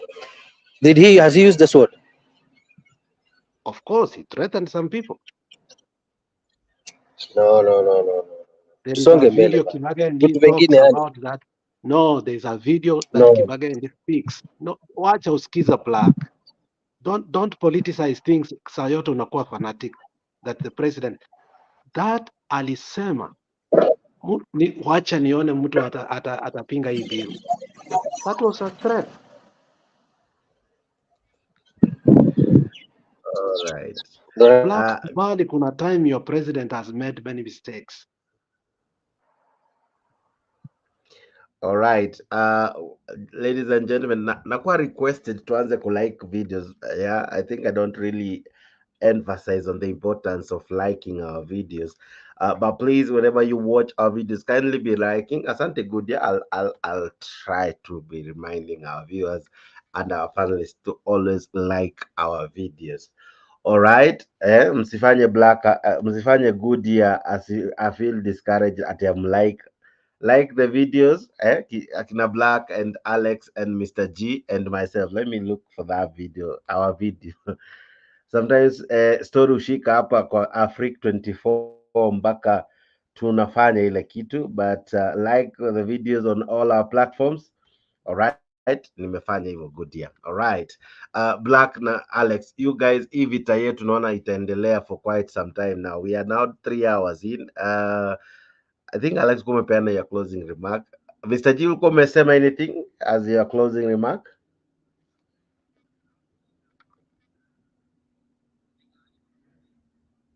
Oh, okay, niko mahali nimeshikia kiasi. Jex, just I'm on the middle of something. No, I'm in the middle of something. Just continue. Kuna kitu namalizia hapo. Sawa. So thank you guys very much. We will continue with this fight and the debate and many other conversations, especially of such nature, kwa hii show and other show that happens here at Afrique 24. So do what? Kindly share, subscribe, and be part of this great conversation that happens here at Afrique 24. This was the morning edition that now turned to be the afternoon one, but ni sawa, tunashukuru.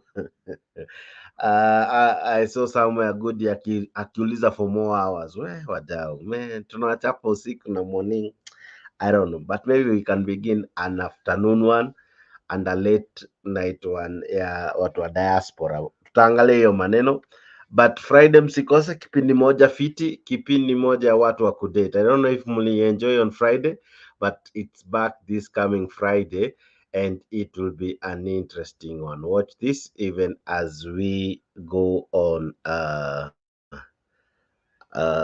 even as we head towards a nice break. All right, this will be happening this Friday. Bed of Roses, that's the show happening this Friday. Kindly make sure you tune in to Bed of Roses. Hii ni show moja fiti happening here at Afrique 24 with able host wakidiscuss mambo na mapenzi wewe ambaye roho imevunjwa vibaya sana, usijali. Hii show, I'm telling you, you will enjoy what they'll be discussing. So tune in every Friday at 8 p.m.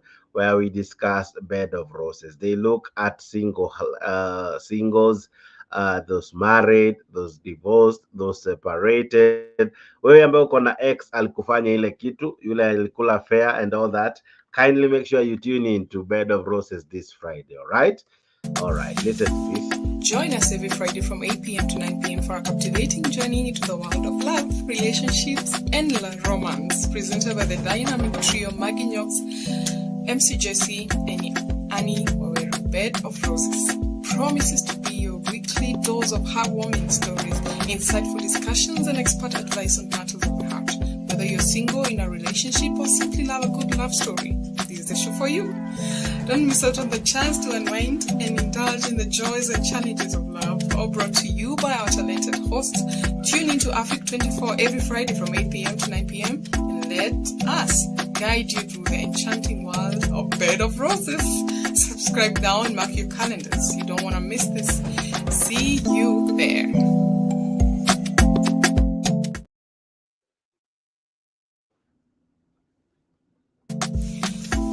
Join us every Friday from 8 p.m. to 9 p.m. for a captivating journey into the world of love, relationships, and romance, presented by the dynamic trio Maggie Knox, MC Jesse, and Annie Waweru, Bed of Roses. Promises to be your weekly dose of heartwarming stories, insightful discussions, and expert advice on matters of the heart. Whether you're single, in a relationship, or simply love a good love story, this is the show for you. Don't miss out on the chance to unwind and indulge in the joys and challenges of love, all brought to you by our talented hosts. Tune into Africa 24 every Friday from 8 p.m. to 9 p.m. and let us guide you through the enchanting world of Bed of Roses. Subscribe now and mark your calendars. You don't want to miss this. See you there.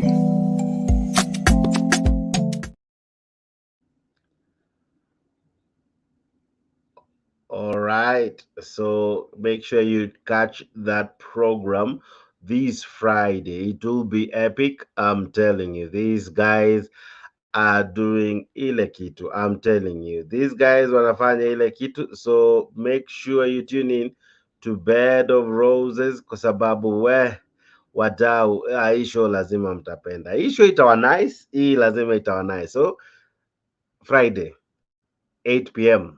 hapa Africa 24. Hiyo ni show moja safi sana. Show fiti ilianza last Friday, ifuate hapa Africa 24. Inaweza kosa kuwa kwa other channels. So what do you do ndio usikose hiyo kipindi? Subscribe to Africa 24. Kimbia hapo YouTube, subscribe to Africa 24 and make sure you hit that notification bell so that Friday saa 2, wadau, Friday saa 2, you don't want to miss that one, with a good panelist from MCJC, Maggie Knox, and of course Anne, watakufanyia ile kitu. These guys, hey, Friday walifanya mambo, maswali kibao, all right, so come in, be prepared to be educated, entertained, and informed. Usiogope kuuliza swali, usiogope kushare in. They will really try to explain and express themselves. Find out mbona mademu wanafanya ile kitu. Majamaa huku nje wanaumia, wana complain, wana lament vile wamefanywa ile story na mabinti, but sawa, we love our ladies equally, we love our gentlemen, of course, with the increase on femicide and all. So let's have a great debate and discussion there at Bed of Roses. We have marriages that are not working. Let's discuss all that in the show that premiered last Friday, and we have another one happening this Friday. Usikose. Please book a date with us. Asante sana for tuning into Africa 24. This was the morning show. All right, this was the morning edition. We looked at the newspaper and other news making headlines.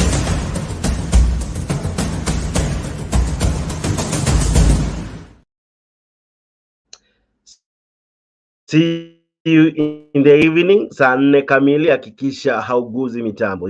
Keep it here at Africa 24. Make sure you subscribe to Africa 24. Make this your number one channel. Subscribe. Africa is the place to be. Africa is the channel to watch. Africa is the place you subscribe again and again and again. Hii channel ni fiti sana mpaka you can unsubscribe and subscribe again. Yani ni tamu mpaka unaweza subscribe mara kadha wa kadha. Subscribe. Tell a friend to tell a friend about Africa 24. Subscribe. to Afrique 24 and let this be your #1 channel. Thank you so much. Like our videos, share, subscribe, and let us keep the conversation going. I've been your host, Jex, the moderator. See you at 10 p.m. Masaa yetu ya kazi. All right. Bye-bye. God bless you. Have a fantastic evening and morning and day and if it's night, good night. If it's morning, good morning. Whatever time it is from all parts of the world, asante sana for tuning in to Afrique 24. Bye-bye. See you. Good day.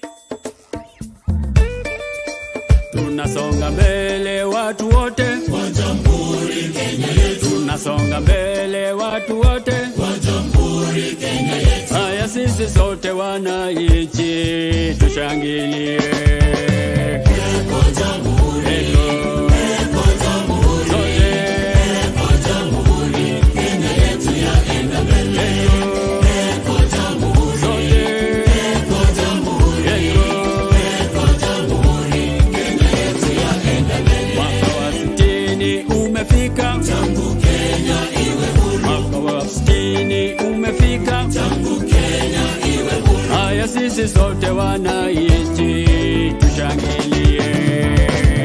Eko Jamhuri, eko Jamhuri, sote eko Jamhuri Kenya yetu yaenda mbele. Eko Jamhuri, sote eko Jamhuri, eko Jamhuri Kenya yetu yaenda mbele. Kweli twaenda mbio, Kenya yaenda mbele. Kwa elimu twaenda mbele, matibabuni twaenda mbele, viwandani twaenda mbele, na mashambani twaenda mbele. Eko Jamhuri, sote eko Jamhuri, eko Jamhuri Kenya yetu yaenda mbele. Eko Jamhuri, eko Jamhuri, sote eko Jamhuri Kenya yetu yaenda mbele.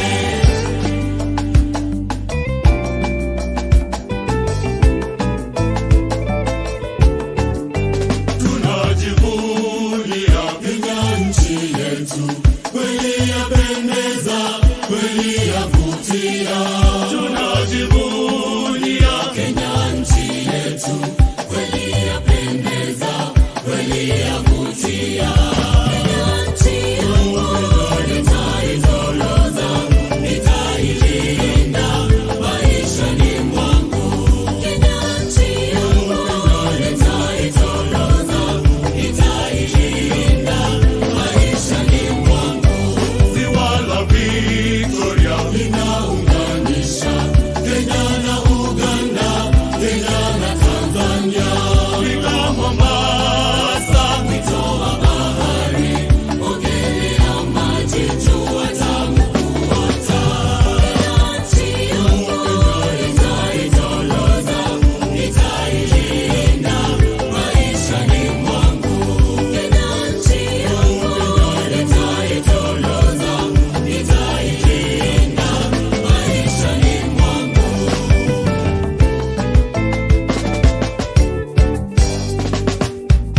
PPMC Production.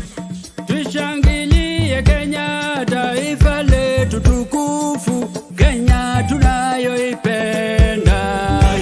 Kenya nchi tunayoipenda.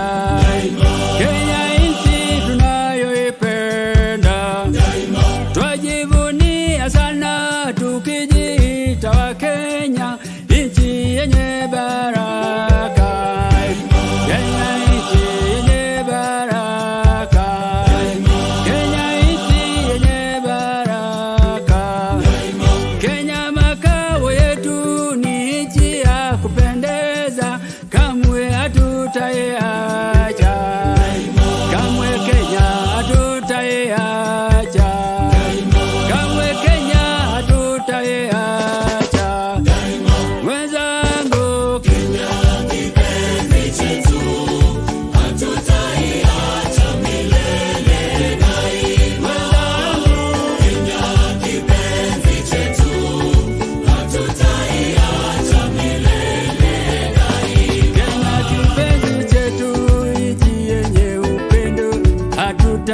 ya Kenya daima.